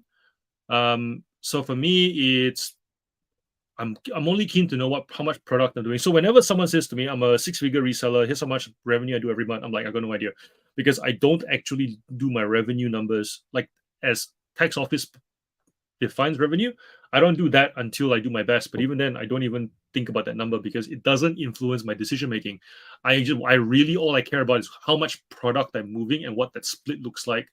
So it tells me how much more listing attention I give to say the cars versus the action figures versus the baby clothes. And then the in terms of cost is just stock taking every year. So stock take every year, and then the accountant works out the profit based on the revenue I make. So I don't have any like specific spreadsheet line by line kind of tracking system. I've never seen the point of it because for tax purposes, the line by line thing isn't necessary. And also it's time spent doing something I hate tracking one by one. Like if I know that I'm making sales, I just spend more time making more sales. This is the thing that Chris Furlong and I literally butt heads on all the time because he's like, but don't you need to know how you're going so you can grow? I'm like, yeah, but I'm growing and I know I'm still refining my gut. So obviously if I needed the data to grow, I would get the data, but I don't need the data because the data I figured out my so-called one thing to keep growing. So yeah, when it comes in terms of tracking line by line, I suppose you do it at the start if you want to learn about profit and loss, if you want to learn about your margins, including your fees and so forth. But eventually, once you know that and you know how much you'd pay for items, and most of you already do this, I suppose you would see a lot and go, "We'll pay, won't pay, we'll pay, won't pay, we'll pay, won't pay." You don't really need to line by line it anymore. And especially if you're in a niche kind of store where you're selling the same thing over and over again in that category, the the solds don't even surprise you. You know what I mean? Like I get the thrifting experience where you're buying stuff, you want to track how much you're going to sell it for because you may get a surprise upwards or downwards. But if you're selling just toy cars all the time, your solds don't surprise you anymore. In which case, then you know what the solds are going to be more or less. You know how much you should buy the cars for more or less. You just take the price, divide by whatever the price of the bulk lot is, divided by the number of units that you see there. If it's number or under, you buy. So that's kind of how I go about it. And then I just let the accountant deal with the rest later. Yeah. So it's annual stock take. I guess I do my best. All I do is track my month-to-month sales. So every month, what I do at the end of the month is literally just go to my solds and check in the paid and posted page. When you click on the I next to paid and posted, you'll see the orders, and then the number that doesn't include the shipping. That's the number I track because that's all I care about. How do you guys do it? And no, I haven't automated anything in that sense yet. Puppy dog wants listing time.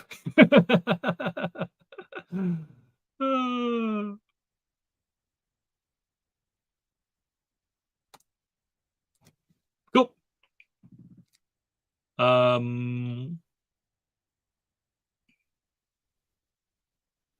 which also then makes it challenging when I'm thinking about how do I teach beginners how to do eBay, because um I haven't bothered to make like the eBay 101 guide. I suppose other people have already done that. Um, yeah, because someone was saying to me, "Do you want to? Would you make like a course or something to help people do eBay and like curate your content specifically for that?" And I realized that my channel doesn't really cater to the beginner. Like a beginner will get something. Like a beginner watching this channel will get where the trajectory goes if they do the right things, and it's how to have that business growing kind of mindset as far as reselling is concerned, and how to deal with competition and whatnot, but and how to really look after your buyer. That's the stuff I'm really good at. But as far as the step by step from zero to that intermediate point, it's not really my strength. um Granny, great at doing that. Chris, great at doing that, which is why Chris at the moment is working out how to make his content more suited to the beginner, because he's got all the beginner stuff there, but he's also got a lot of really advanced stuff. And I've told him, hey, split it up, man. Like there are all these people who really want to watch your stuff, but it just some of the stuff's just too complex. People don't get it. So save the complex stuff for like the nerds who really love the complex stuff, and like just give the beginner stuff to the beginners, because you have all the steps and you do it so well, versus me having to figure out what my steps are because I haven't thought about it. uh,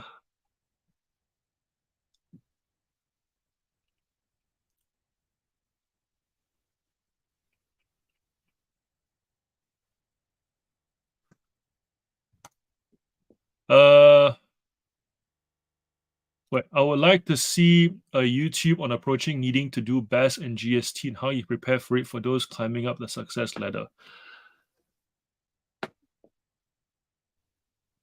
I would like to see a YouTube of approaching needing to do BAS and GST and how you prepare for it. And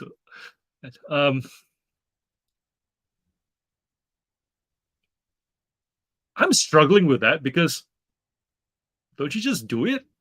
Like, don't all the Okay, so I suppose actually to answer Toby's question, in terms of automation, I do have QuickBooks. So QuickBooks brings in a lot of that data and categorizes it for me already. So the only thing that I'm manually doing is the cash ledger on the purchases and the like all the cash purchases, and manually putting in some of the sales data from eBay. Um yeah. And then with all those numbers put together, isn't that just your best? Like, I don't know how you would prepare for your best. What do you mean, Jody? Can you clarify that question? What do you mean by prepare? Like, what does unprepared look like? If you're talking about putting aside money, we just set aside 10% every time you get a payout. Just put like 10% aside, and then that more or less covers the best when best time comes, with some left over because it doesn't take into account all the stuff you claim. So that essentially becomes your extra money going to the next half for you to just buy a big lot, I suppose. Because the issue is when you have more sales and then you don't have enough left. So cash flow management, is that the angle you're going for? Anthony going, I've seen your photos on Facebook Marketplace. The person was wanting to buy a talking Percy. Your photos are so neat. Thanks, man. But why didn't you buy from me though? I'm just kidding. I write the cost of goods in my SKU. I then know how much profit I made after I sell. Okay, got it. Right. So with my cat, because I buy everything at more or less a similar cost point, I don't, because I used to track it. I really did. I used to do line by line when I first started learning about cat. When I first started learning about the various categories I was doing, and then after a while, I'll be like, it's all starting to look the same. You know what I mean? But I can imagine if you buy items that are, because if you think about toy cars, right? They come in a bulk lot. You just average it out. Versus if, let's say, you're buying a tech bundle, I can understand why the line by line is more relevant there. You would want to assign a different number for your controllers versus your monitors versus your games versus or maybe you average it out. Who knows, right? I mean, it works out either way. But if you want to understand a category, I suppose you would have to assign a value. So yeah, I can see that. Categories with a much larger variance then. I have Bachelor of Business plus in ATO 25 years, but find record keeping boring. It is very boring.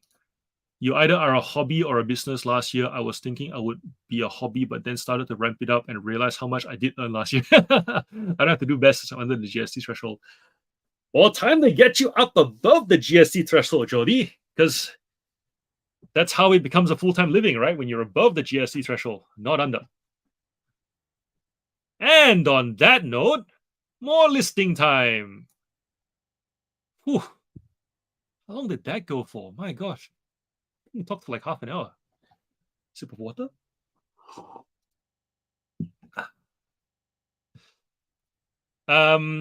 For all the first timers here, that doesn't happen all the time. Usually the long chat response thing happens only like once in the whole session because the energy generally peaks and then dies down. And then we tend to do more listing. And towards the end of the night, you'll hear me say, shall we just do another 30-minute session? Good, let's go. So yeah. I'm gonna another 30 minutes and then might go get a snack.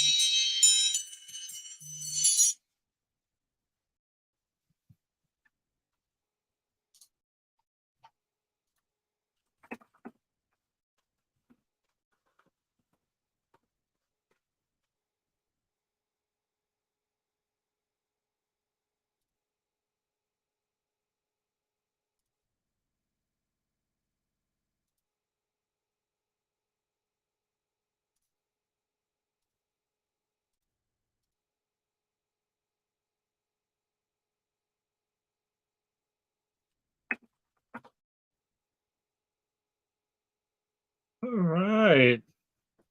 Ooh. Where are we at? Where are we at? Where are we at? Where are we at? Where we at?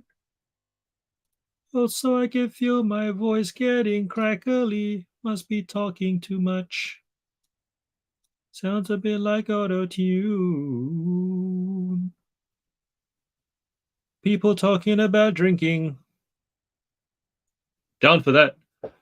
Dad got me that 16-year single malt that I got to open up to. No, you guys are cheeky. 10 hours. Hey, man.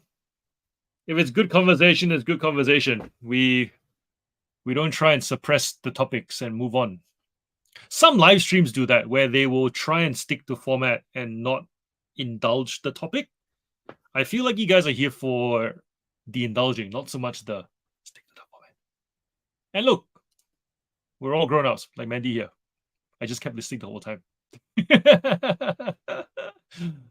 Flipper J wants to know if puppy dog is male or female or other. Puppy dog's keeping it close. She's not saying anything. He, she. I keep thinking she. We're going to take guesses.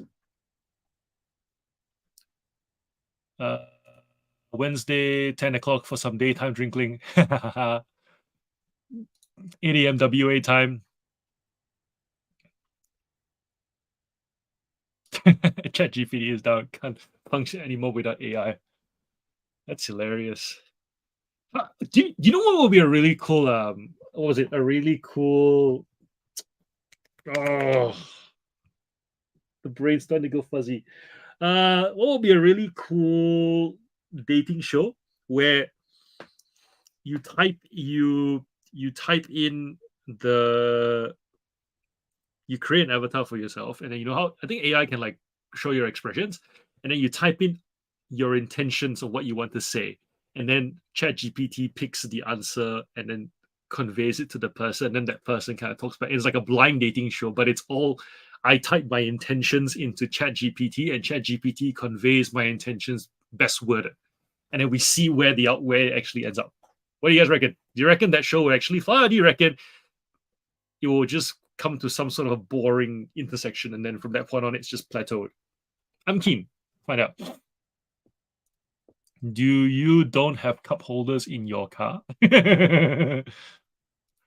Have a great day tomorrow, legends. May your sales be high and your booty be plentiful. Aye.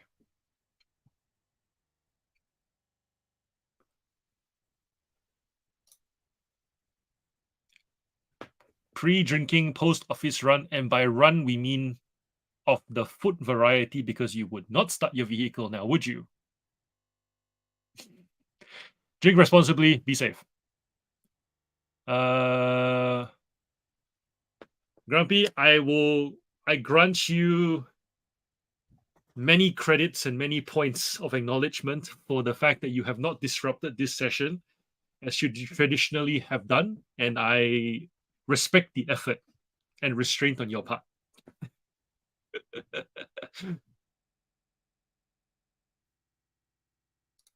It was very difficult. Were you able to work out the emojis? Emojis? I'm doing all this to StreamYard. I'm not actually looking at it on the. I am not looking at it on YouTube. So does the chat look different?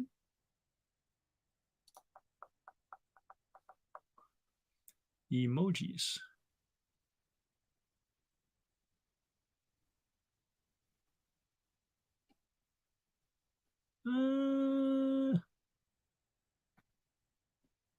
There's a plate and a timer.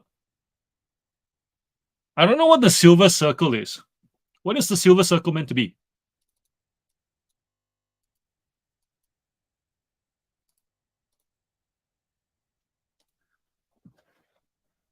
Lens? What is that?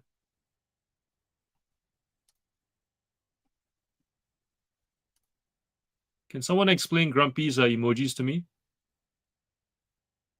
Oh, buzzer. I think of buzzer as a red button, so the silver thing kind of caught me off guard. Makes sense. Ba-ba-da-ba-da-ba-ba-ba-ba.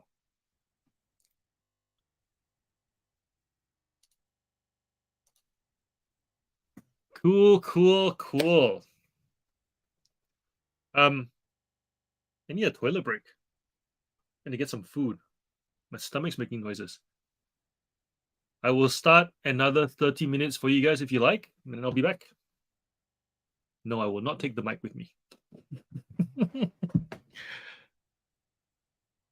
also, actually, whilst you guys are here, before I go, something I learned from Mary from the American Vintage 365 Vintage Hunter. Give her a follow if you guys haven't checked out her channel yet. I'll pop it in here and I'll tell you what I learned from her. 365 Vintage Hunter.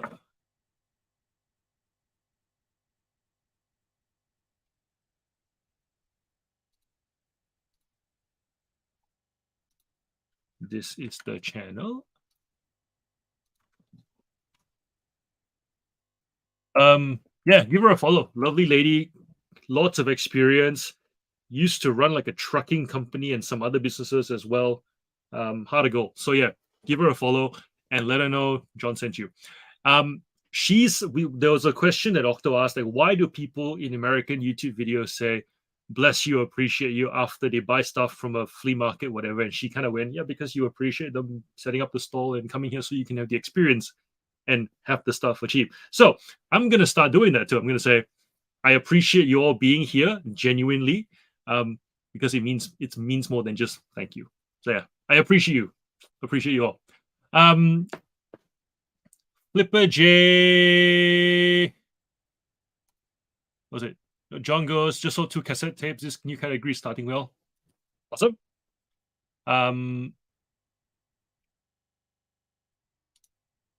Chat marathon. You mean just talk nonstop in a live stream? I probably can. I've been toying with the idea of just talking whilst doing work. Oh no, one second.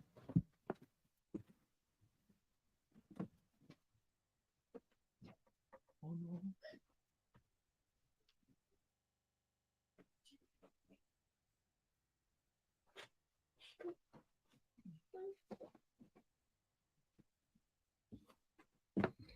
We have a surprise. Oh, I think she saw the lights on down this side of the house and she came for a wander. And normally she goes into Jen's bed, but today she decided to come up this way. Oh, okay, well, I'm gonna go send her in the right direction, and I'll see you guys in a bit. You go mommy bed? Ah. Mommy bed?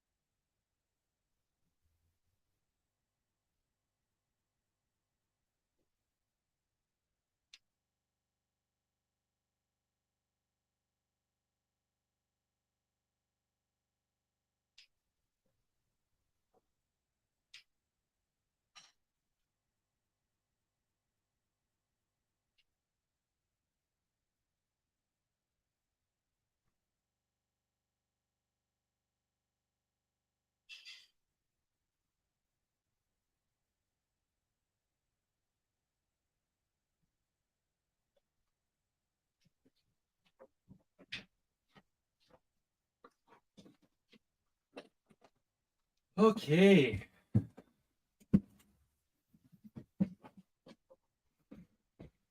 All right. How many people are still here? 3 people dropped out after that disruption. Not bad. Not bad. We're all still very much wanting to be here. Uh yeah, so that was that was my daughter. She we have a door that divides like the we have a door that divides the house in half, and essentially she wakes up middle of the night, and if she does, she'll just want to roll to our bed because it's like there's no light. And I think what it was that door was open and she saw the light on this side. It's so funny, right? You wake up thinking, oh, go find mommy. Ooh, light. And then she just wandered over here. And then I don't know, I think she just realized that mummy wasn't in this part of the house and then started crying. And then she like I just heard the whimpering outside. So she's all sorted now. Kids are adorable.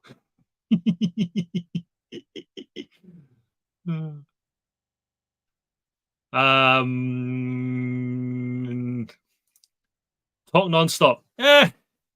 Again, yeah. So I'm toying with the idea of doing like just working throughout the day and just talking.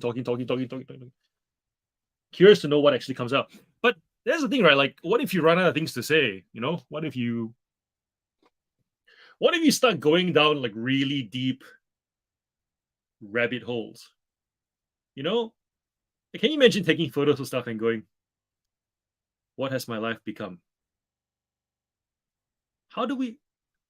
Do you sometimes ask yourself, "How did you end up here?" Not the place, the stage in life, the season.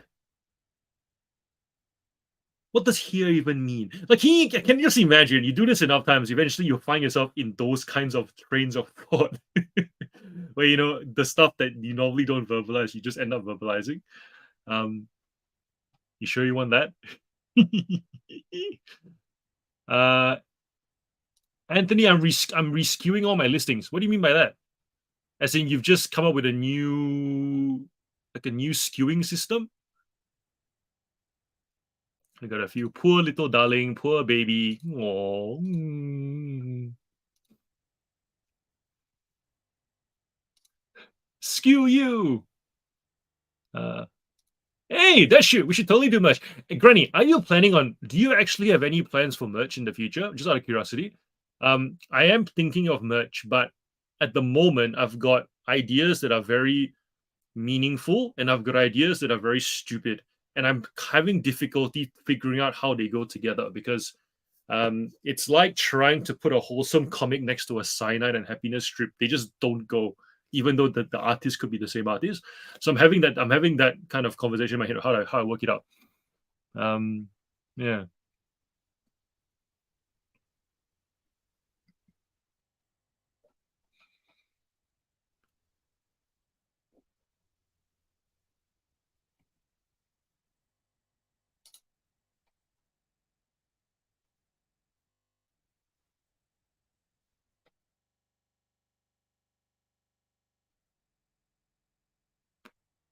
Night, Adam.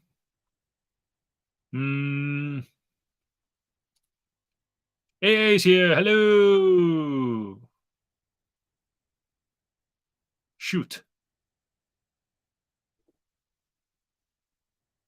You're another Adam, right? We have a few Adams and Robs. I've done this before. I'm so sorry. Adam? It's also an Adam, correct?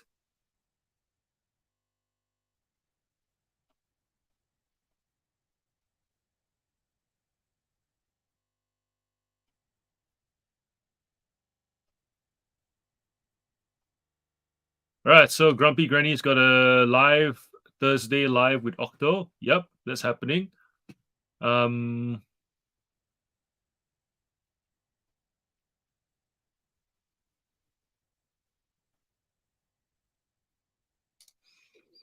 hit his target tonight. 53 listings completed and scheduled with $73 ASP, including postage. How is your target, Matilda? Hopefully emptied your car boot. I've done 33 tonight because I've been talking mostly. She's such a cutie. My 3-year-old is up for his midnight party any second. Is that code for breastfeed or is that just code for that's the time he wakes up normally?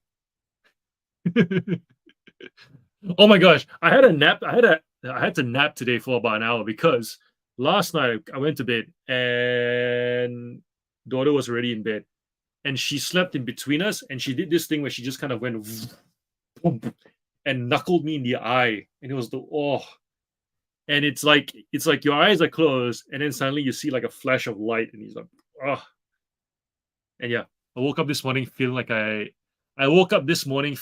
literally didn't sleep. Ugh, like in a daze, like worse than I feel after doing a live stream. Love the cameo in your video with your son. Yeah, she's adorable.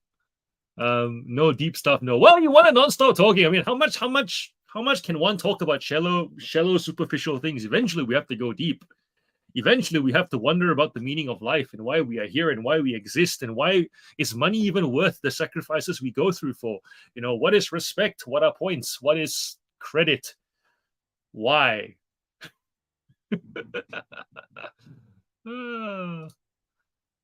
You like this format as in the 30-10 format, or you're talking about like Flipper J's format and wanting to go like D. Here's one.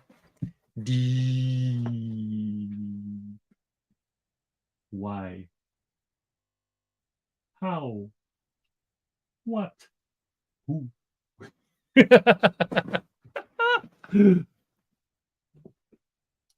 I like deep talk, but not on YouTube. You know what? Why don't I give you the StreamYard link? We'll do a non-stop chat. I'll give you the StreamYard link. We get on. We'll just do deep talk on YouTube. We just start with a random point and just go wherever. Like, just pretend we're 6-year-old kids stuck in the car talking to mom and dad. Hey, dad, why is it that people give birth? And then just go and see where it ends up. It is late listening to you, chatting online and listening. We are down the rabbit hole already. Indeed, Mr. Roberts. Indeed.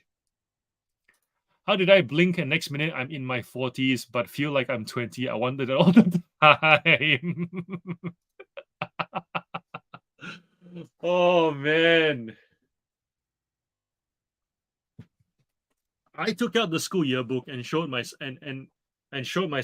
the fact that I literally was like this string bean with a lollipop head, and now I just look like a normal head on a normal body, but really it's just fat. I've gotten fat. I know I don't look it, but I've got all these excess like bits, and we're never going back, and that pisses me off. We should also, not having played basketball for like 3 years during COVID.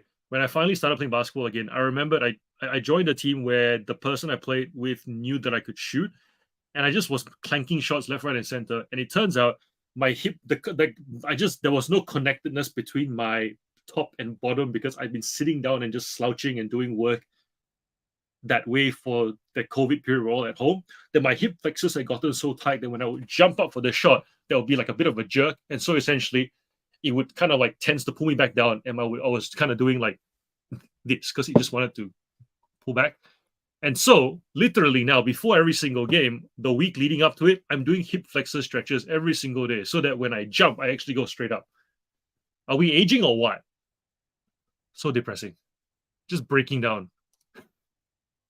We should chat about merch then, John. I've made my way through 3 or 4 of the kids' books, and every second word is a typo, so not now. I am getting a t-shirt with "Skew You" on it. Do it. Change baits. Got it. Jonas, what do you sell? Congrats on that amount of listings. Puppy.30 and 10. Got it. I like the 30 and 10 format. I think this is very sustainable.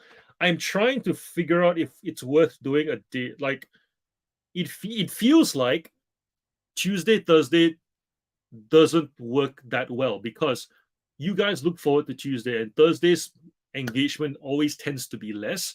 So I'm curious to know whether I do one at night and one during the day during the week. So like Thursday, like a daytime kind of, like a 11 till 2 kind of deal to see if that works. Because I know that there are some people who have wanted to do a daytime one because they just can't do the night thing. Like Megan Jordan's mentioned many times, she wants to do a daytime. She wants me to do a daytime thing. So yeah, I've realized that Tuesday you guys are all like, who's here? By Thursday, hi guys. Like the novelty is wearing off a little bit, I think. Be honest with me. Is it? Or is it actually still helping and still kind of and then and inevitably everything has churned. So obviously we do things.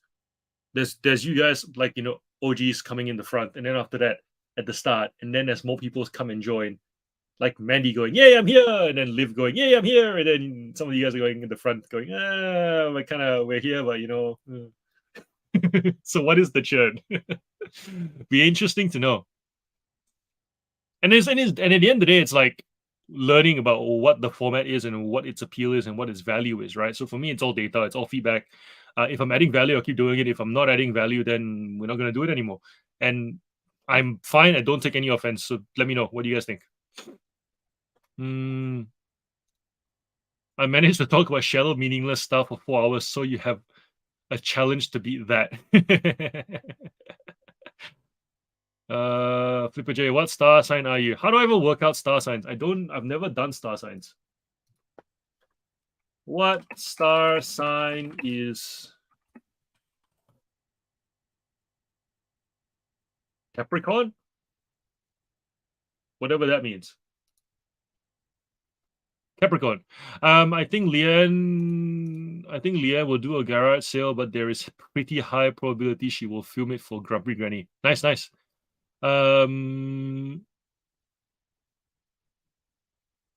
Changing everything over to numbers instead of letters and tabs. Nice. Yep, if that works better. Almost have things in order. Roughly 350 items to go. A lot of big books on one shelf and some soft toys in boxes, and somewhere between 30 to 50 new listings from this week. Nice. 30 chat and 10 list. Nah. In fact, Matilda wanted us to do 40 minutes list. And I said to her, nah, I reckon 30 is good. 30 meal shot and 10 chips. We can work with that format. I reckon we can. That's a good format. John, did you watch the GG on last Thursday? What did you really think? Did you miss us? I popped in and out, and then after I went to sleep, and then I checked a little bit at the end the next day. Didn't actually watch the whole thing in full. Did I miss you guys? Yes.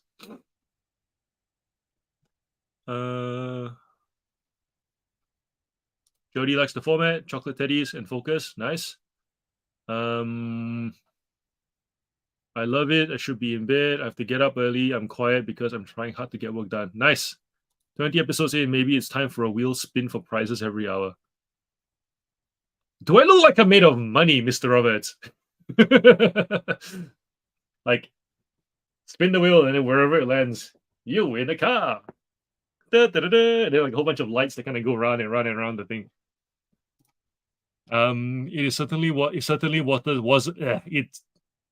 was a meaningless chat. We discussed quilting, sewing, and other girly things. Live photo and packing stream, maybe. Yeah, I could do that.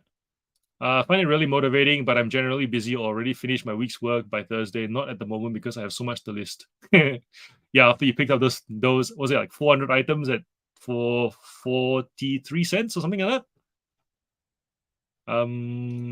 Should we do a full day Thursdays? Imagine how much we could get done.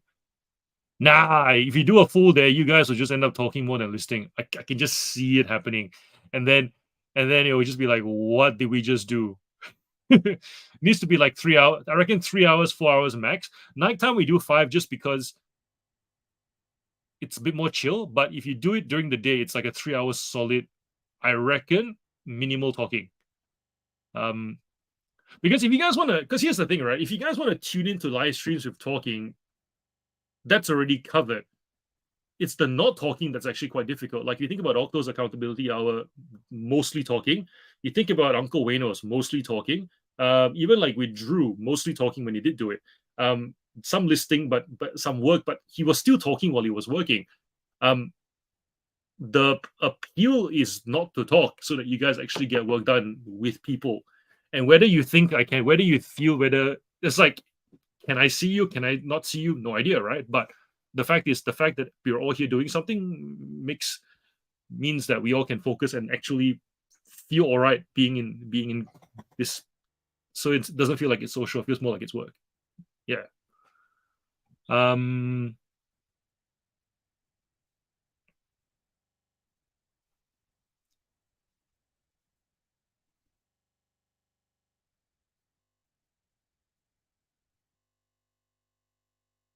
Spoke too soon.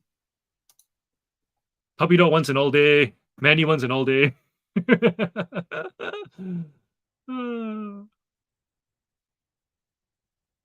Puppy dog says 10 minutes. Might as well go to sleep. I want to get back to listing. Are we done with the chat?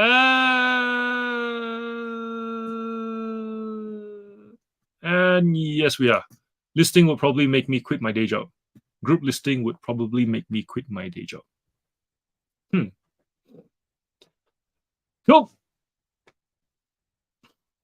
I got coffee, and I've got Pocky. I'll start another 30-minute timer. Let's go.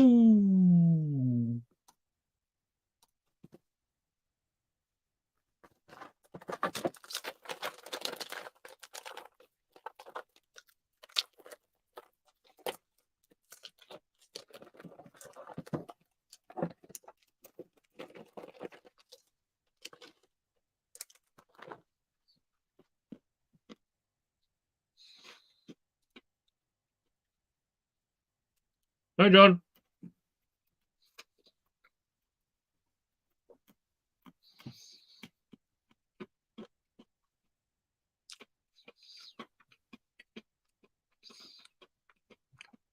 John, do you have a PO box? I can get one.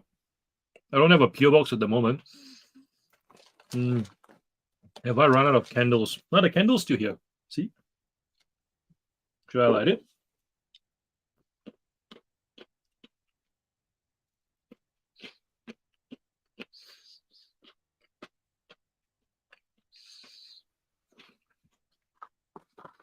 Yeah, why not?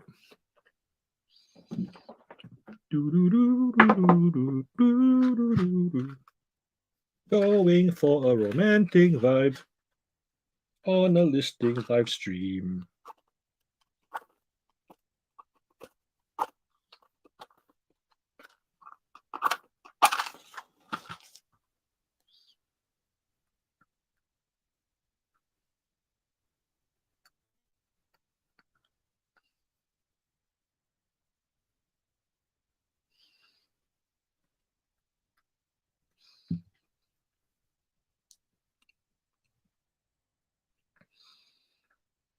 Do I know how to light a candle?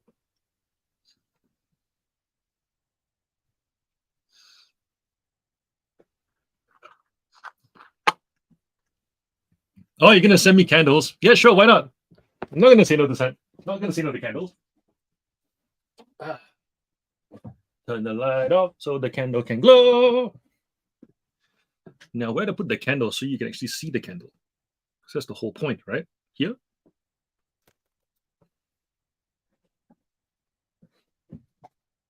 Is that too close to the monitor? I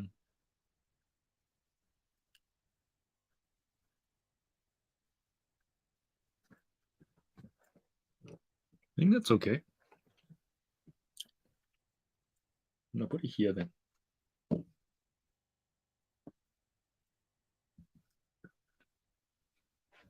think last time we turned the light off, was it too dark?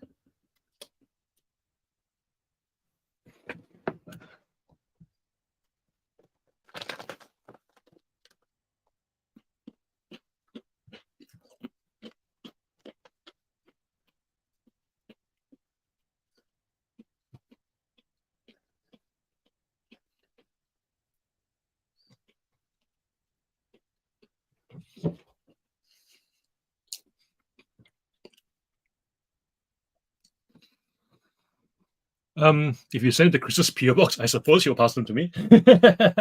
I should get a PO box. I've been meaning to get a PO box actually as part of the whole YouTube thing. Please keep singing for us while we list. What was I singing? I don't remember. Was I singing?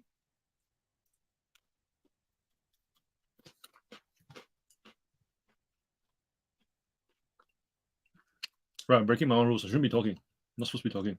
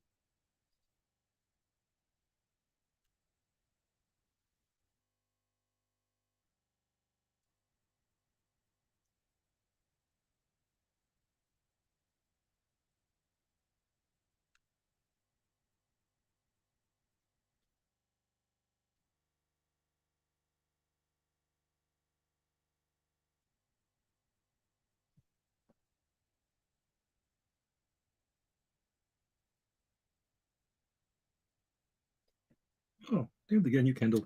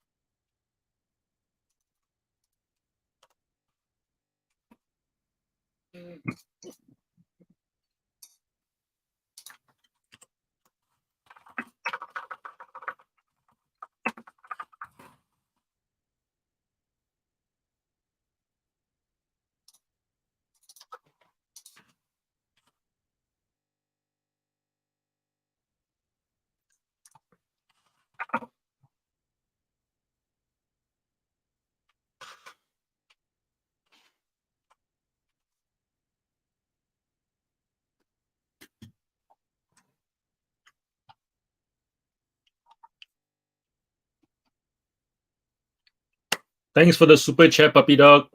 You're very generous. Thank you for supporting this channel and for paying for my pocky sticks and candles. Cheers.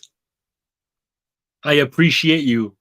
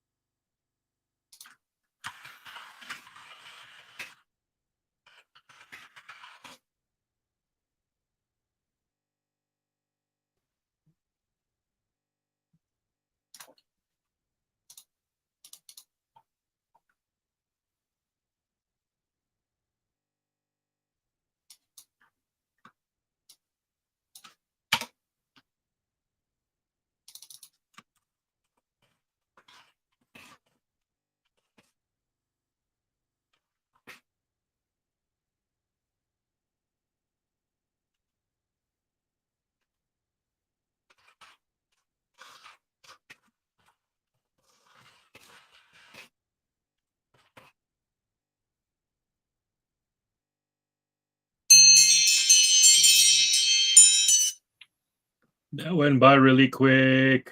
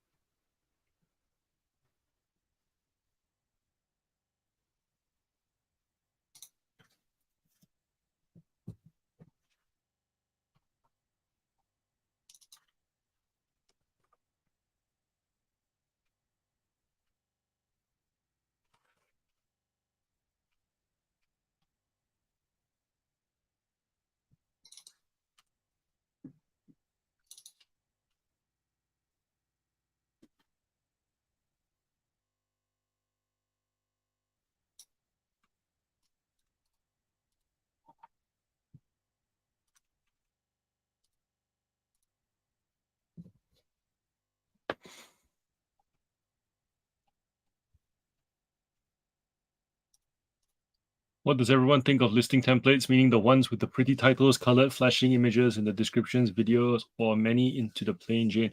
I don't even notice the templates anymore, to be honest. I don't think it really adds. And also I feel like a lot of the eBay sellers don't really consider the design of the template. Like they look at the template and go, "This template is pretty."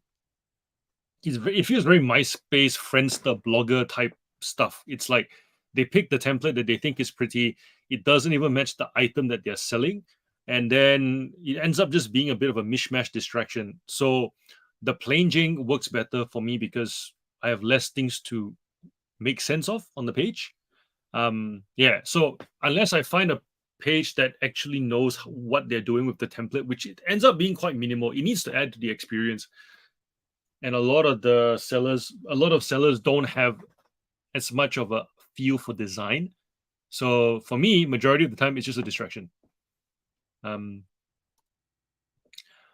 and also with the template point, the when you that feeling you get that someone is an Asian knockoff, when I see templates I often feel like they are not local or they are some Chinese based seller, just by choice of colors, by choice of font. So if you're just using it, I feel like if you're just taking a template and using it because someone else who is making sales is using it, um, you end up lumping yourself with all those associations that you may not be aware of as well. I think you misunderstood me. I didn't actually mean chats on Tuesday, Thursday nights. Should stay the way it is. Men once in a while, maybe Friday night, once a month, have a chat session, maybe a couple of hours. Yeah, that could work. Happy to do something along those lines and have people just join in on the StreamYard on the thing as well. Um, could be fun. Could be fun. Yeah.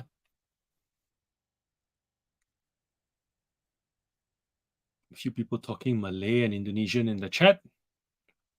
Uh, Liz, as a shopper, unless it's something I'm specifically looking for, I would be put off the listing with all the extras going on. Even then, I'd be less inclined to purchase. Yeah, so I'm similar to you.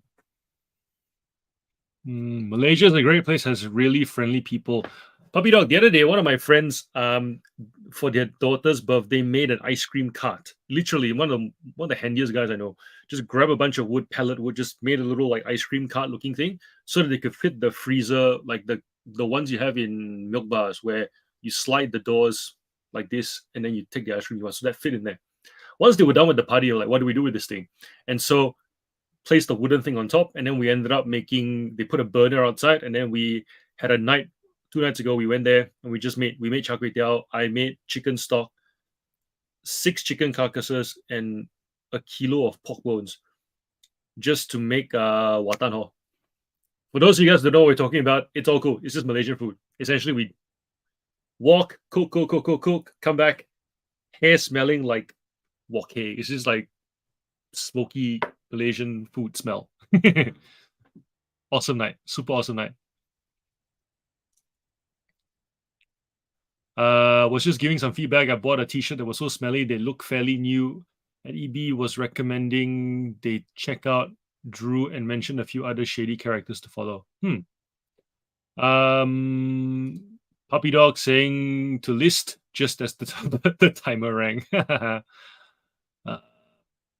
Paul saying people can go too far. I think it's nice to have your store banner there and relevant links to find more of the thing the buyer is looking at. Yeah, so Paul, you do it really well. Your template helps me to navigate your store better, because when we first started talking on Facebook, you were like, why do I need a separate stores for niches when I could just have categories properly laid out? Well, you've got HTML in your templates, and it helps people to go category. But for me, because I wanted my buyer experience to be different, I kind of wanted it to be like a lazy single scroll. Two slightly different approaches. I incur the $25 a month for the additional accounts, whereas Paul just gives people links to help them navigate the store better. But yeah, your shop is a great example of how the template actually helps rather than works against the shop.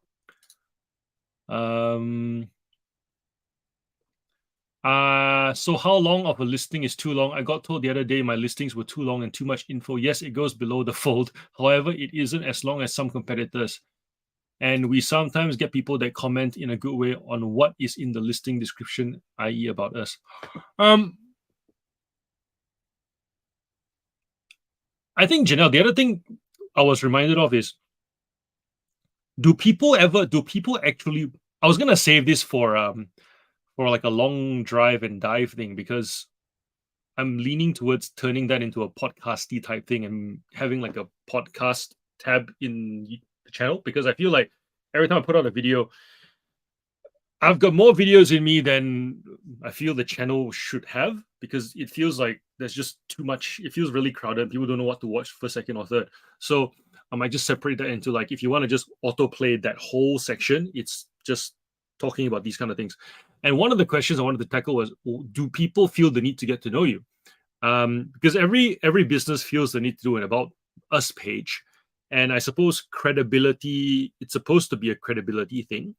But ultimately, if it's a transactional one-off thing, the about us doesn't really matter, because the about us credibility, the safety, all of that's taken care of by eBay and all its seller and buyer protections anyways. I don't need an about us section if I'm buying an iPhone case from some random Chinese provider, even if they say they're in Australia. I don't give a shit. I don't need to know who you are. The fact that I come to the platform makes it available, I buy it, I expect to get it, right? However, in your business, it's fabrics, it's you want to be known, you want repeat buyers, you want people to have confidence, not just like that extra level of confidence beyond what eBay provides. And if that helps you stand out, then I suppose, yeah, the long description does work. Like I've seen some of my competitors where they'll say, we are an autistic family, we are like a veteran family, we are a rural family, we're a farming family. I'm like, no one cares. You're not, because I look at their store, it's like 20 listings here, 30 listings there. It's not enough for me to care. But if, let's say, it's a thing and it's running and we're talking several hundred listings, doesn't have to be thousands, I now care, because this is a place I may want to come back. So, all right, how do these things that you're talking about that are values align with my values? And do I want to be like to add you to my, I guess, consideration set, right? The top 5 of places that I will go to for this particular item. If you're just selling 20, 30 items, like, So yeah, like, I don't think there's a too long. If once again, it has to be a value add. That's all it is. It has to be a value add.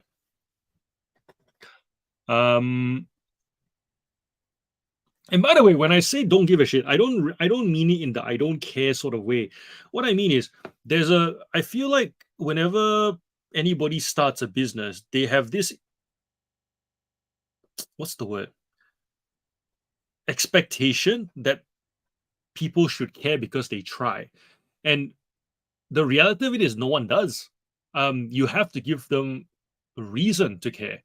And obviously some of us who have been doing this for a lot longer, we know this, right? Like, just because I set up a shop, have products, take good photos, doesn't mean people should care. You know, sometimes despite all that effort, it's the service that eventually makes buyers care. So um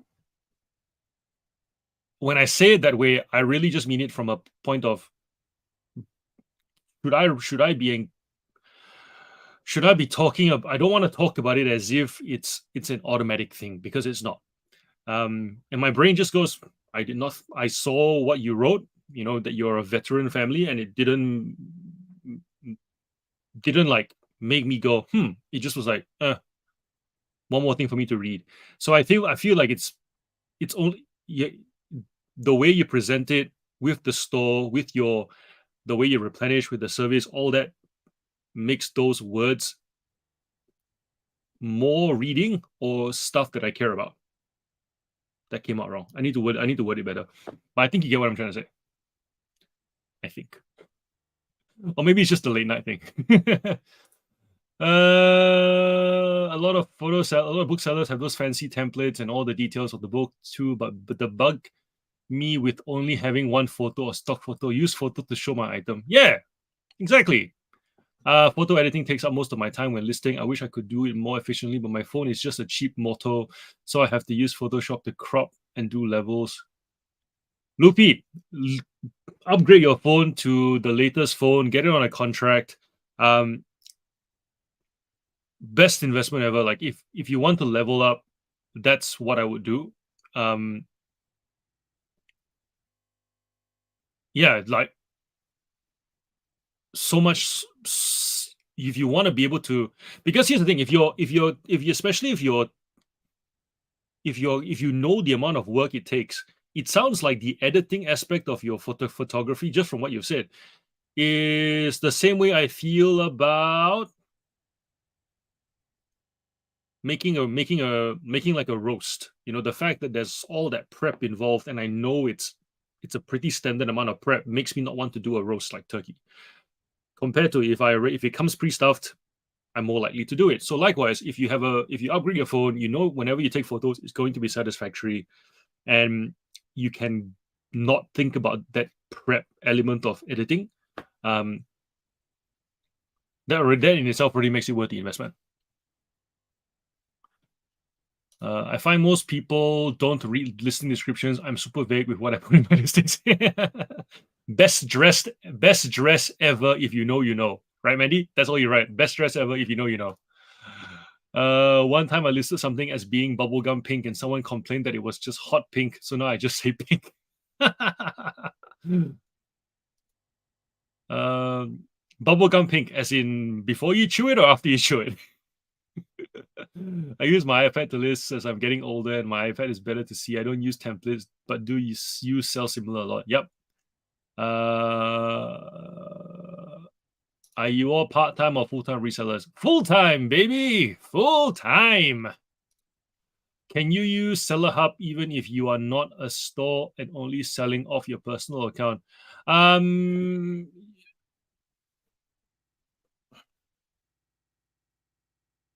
that's a good question. I think so. I think you can use Seller Hub even if you have a personal store. I've been I've been having stores for so long. I don't remember what it was like without a store. Has anybody else answered that question? Yeah, I think you can use. I think you get. Yeah. I think you get Seller Hub. Wait, no, there is no Seller Hub until you have a store, from memory. Because I remember setting up an account 2 years ago that wasn't a store account, and I didn't have the Seller Hub. Has that changed? Janelle, can you have a Seller Hub without a store?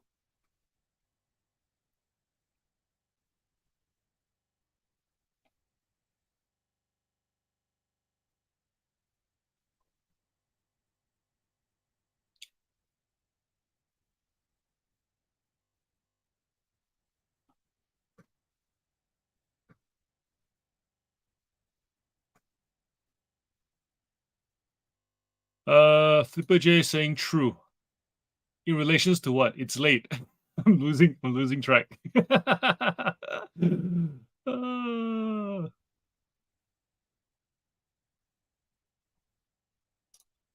it doesn't matter how much or how little info you have in the description. If I'm going to buy your item, I would buy it regardless. Yeah. Great idea, John. I think this could be a good topic with show and tell. We could find some listings of similar and do review. Yep, for sure. I will note that as a format that we'll do in the future. Yes, you can use Hub without a store. Cool. Done. The docs seem to think you only have had one sale to get Seller Hub. Okay. Done. Makes sense. There is half an hour to go before we call it a night, shall we? Shall we? Also, is the red color helping?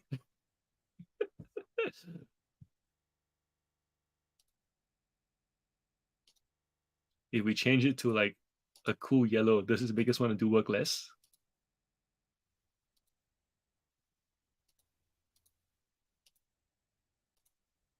You know what? Because somebody said bubblegum pink. Let's do that.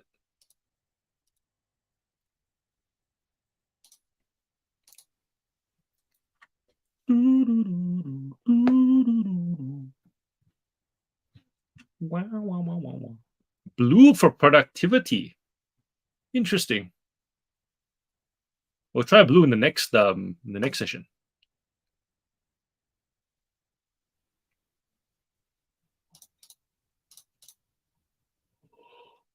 Come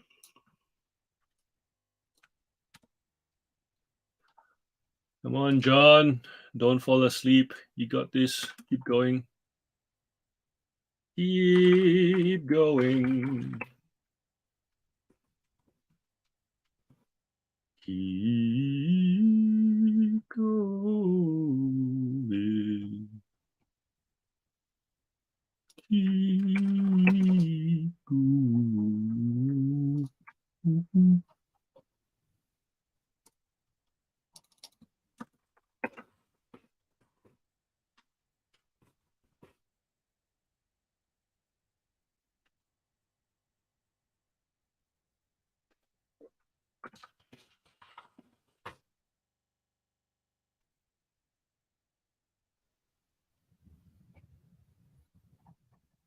Gee, you guys, far out. It's hot pink. What's bubblegum pink? This? Oh, it's this color. This one, right?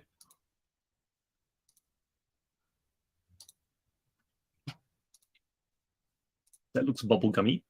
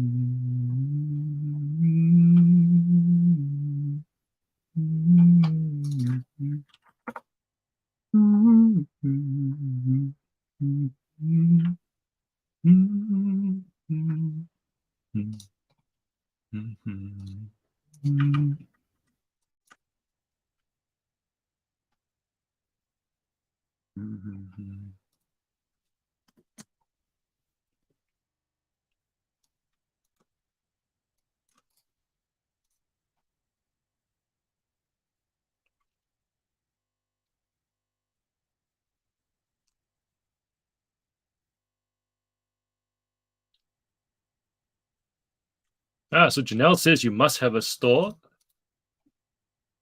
Okay. Seller Hub, you have to have a store. Okay.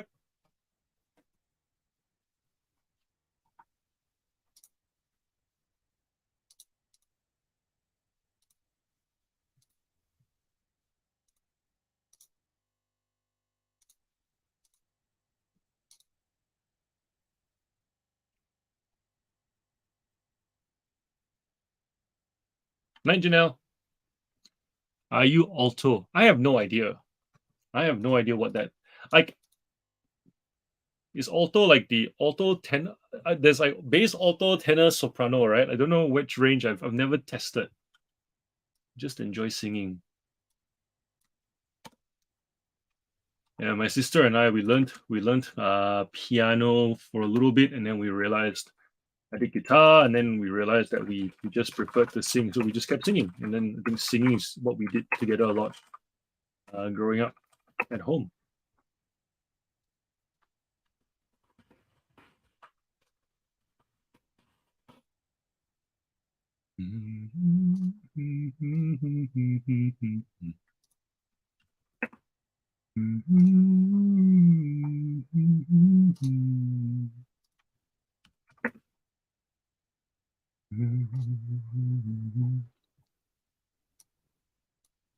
Do you sing, puppy dog?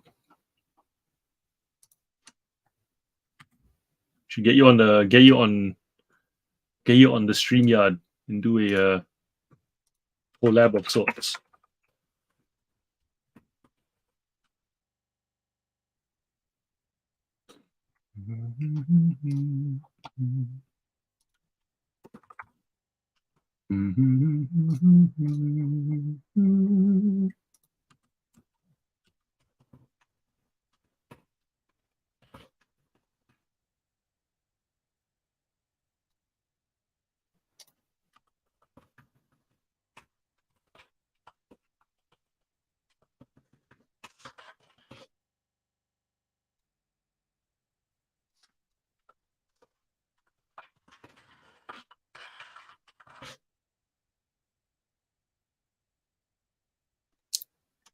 Friday night Zoom sing along.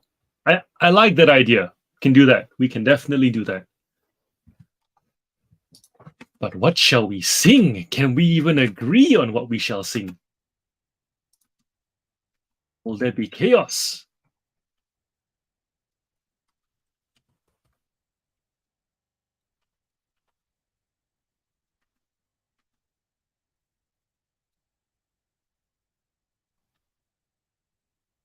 Will there be chaos when we cannot decide what to sing?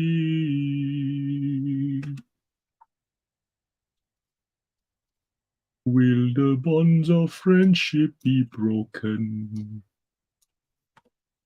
And blood will pour.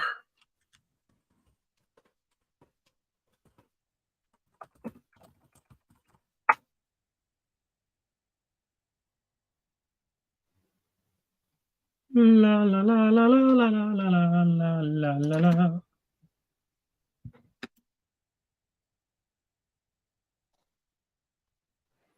Taylor Swift.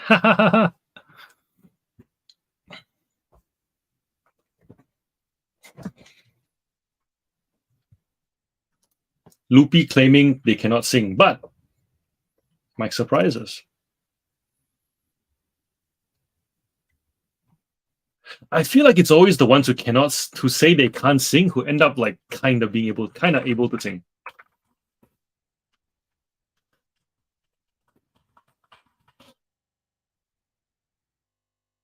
Kinda be able to sing.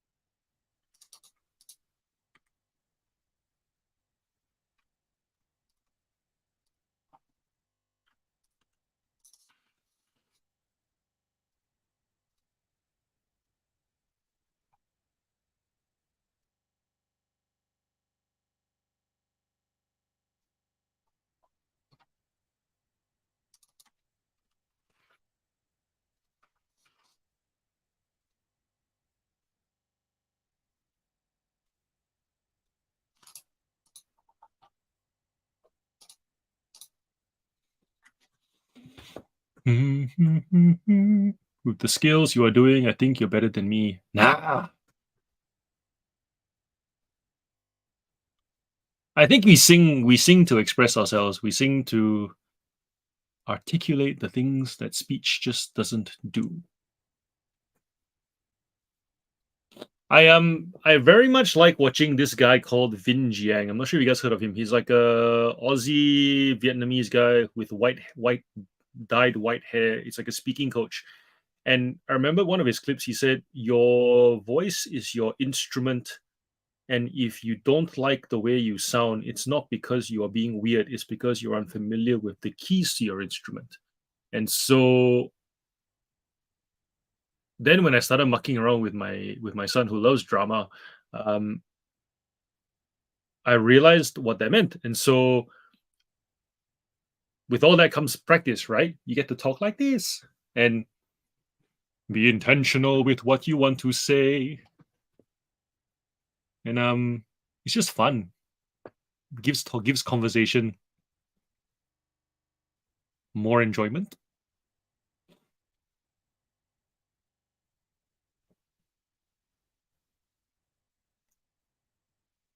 Oh, the YouTube police strike your vid if you sing someone else's song. Good point. Good point.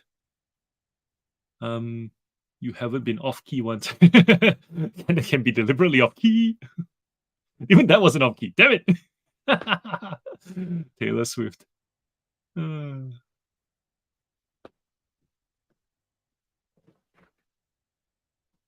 what's a good Taylor Swift song? Always go back to Love Story.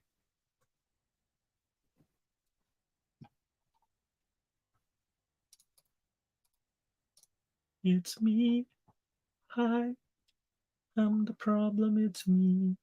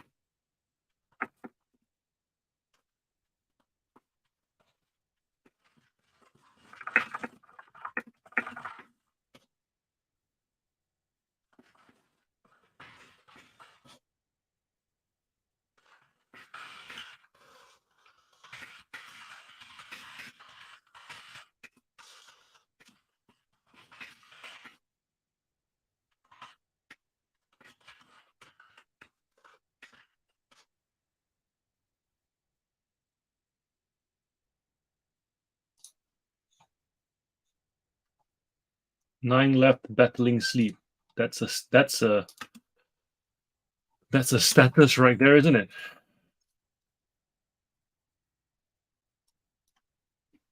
I was 4 in the bed and the little one said, all over, all over.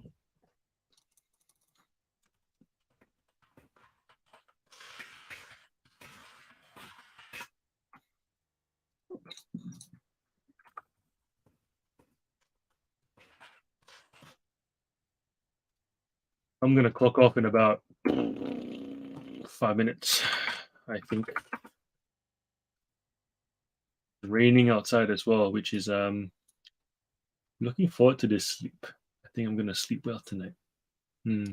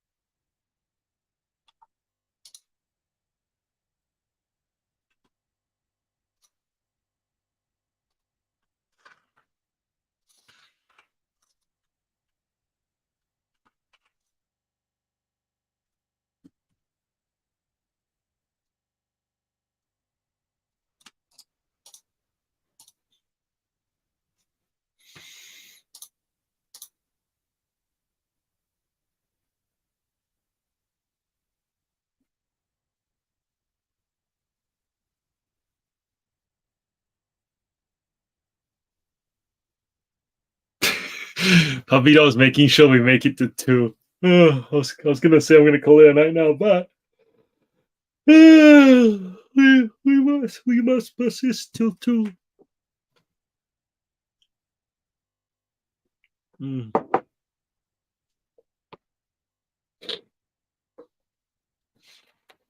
Mm.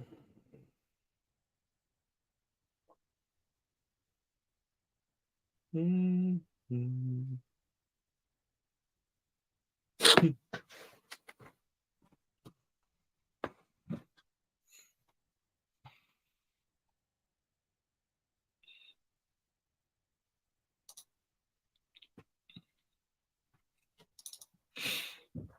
Ah.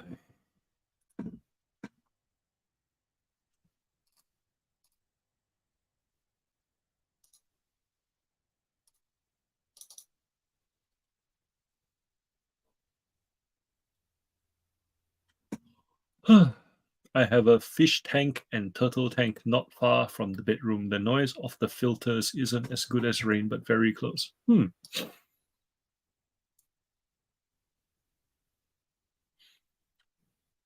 I am reminded of a time when one of my friends thought he was being funny by asking to go to the toilet.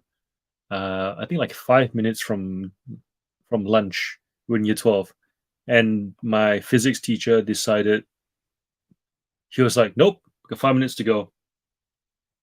Then he just started walking around and turned on every single tap to drip for 5 minutes and just stared at him, and we all just laughed.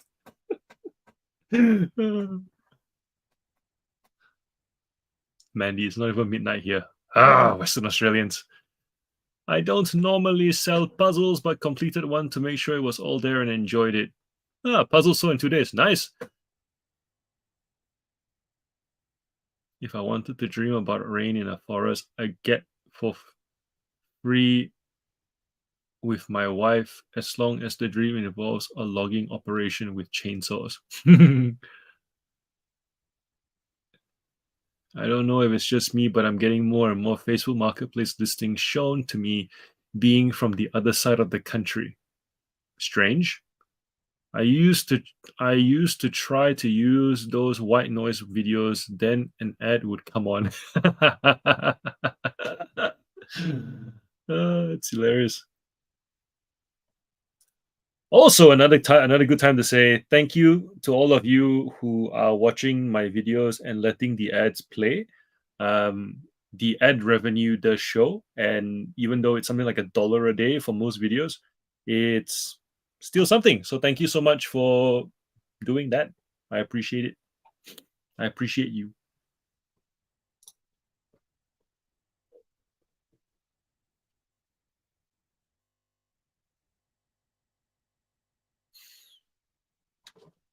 The ponies are still here. Look.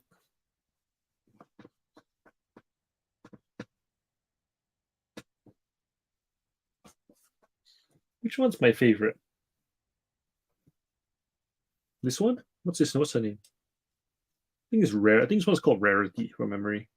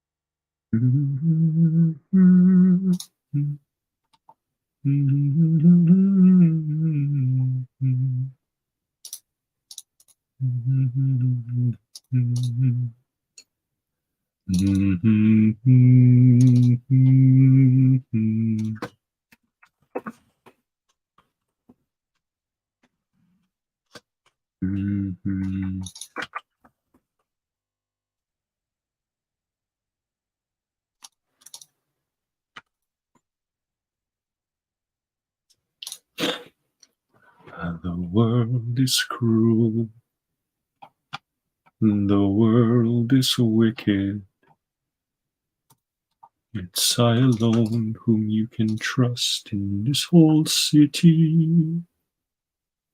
I am your only friend.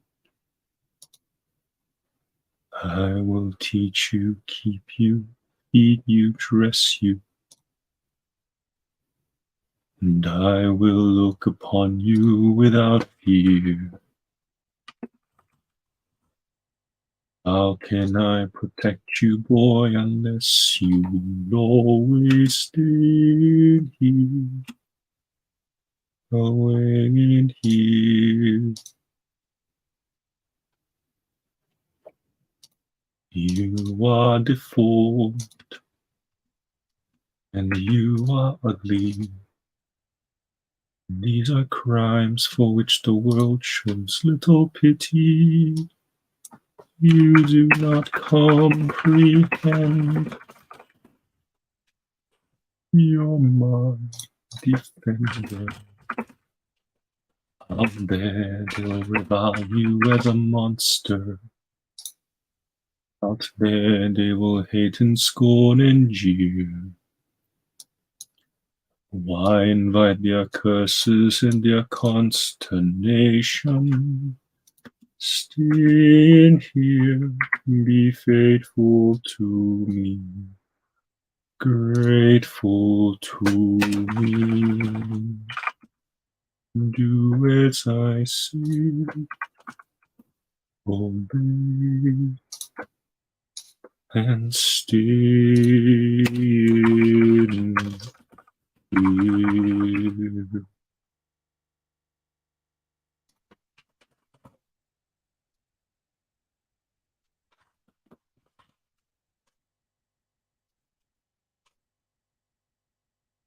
Safe behind these windows and these parapets of stone, gazing at the people down below me. All my life I watch them as I hide up here alone. Hungry for the histories they show me. All my life I've memorized their faces. Knowing them as they will never know me. All my life I wondered how it feels to pass a day not above them, but part of them, and out there, living in the sun. Give me one day out there. All I ask is one to hold forever. Out there, where they all live, unaware of what I'd give, what I did, just to live one day out there.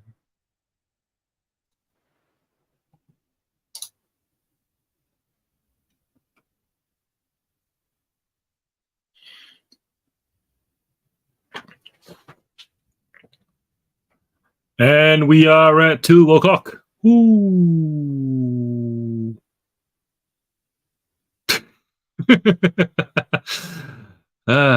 Sleepy John does sing.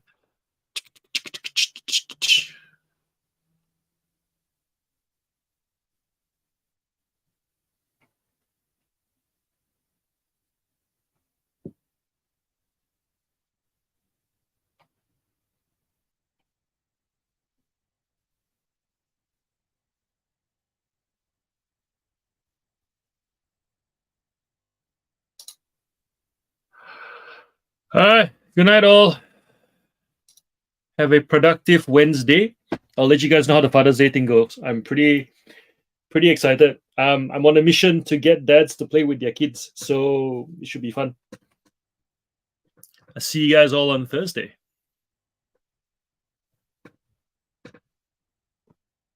And Jody with the Monster High dolls, give me a week. I've got a few things happening this week, and then I'll get those tubs out and I'll show you what I've got. Yeah. Till Thursday. Oh. Thanks, ladies. I can sing again on Thursday if you want. Serenade you. We'll do like a 1 o'clock, past 1 o'clock. I reckon it works. It doesn't work before 1 o'clock. Before 1 o'clock, it feels too early to sing.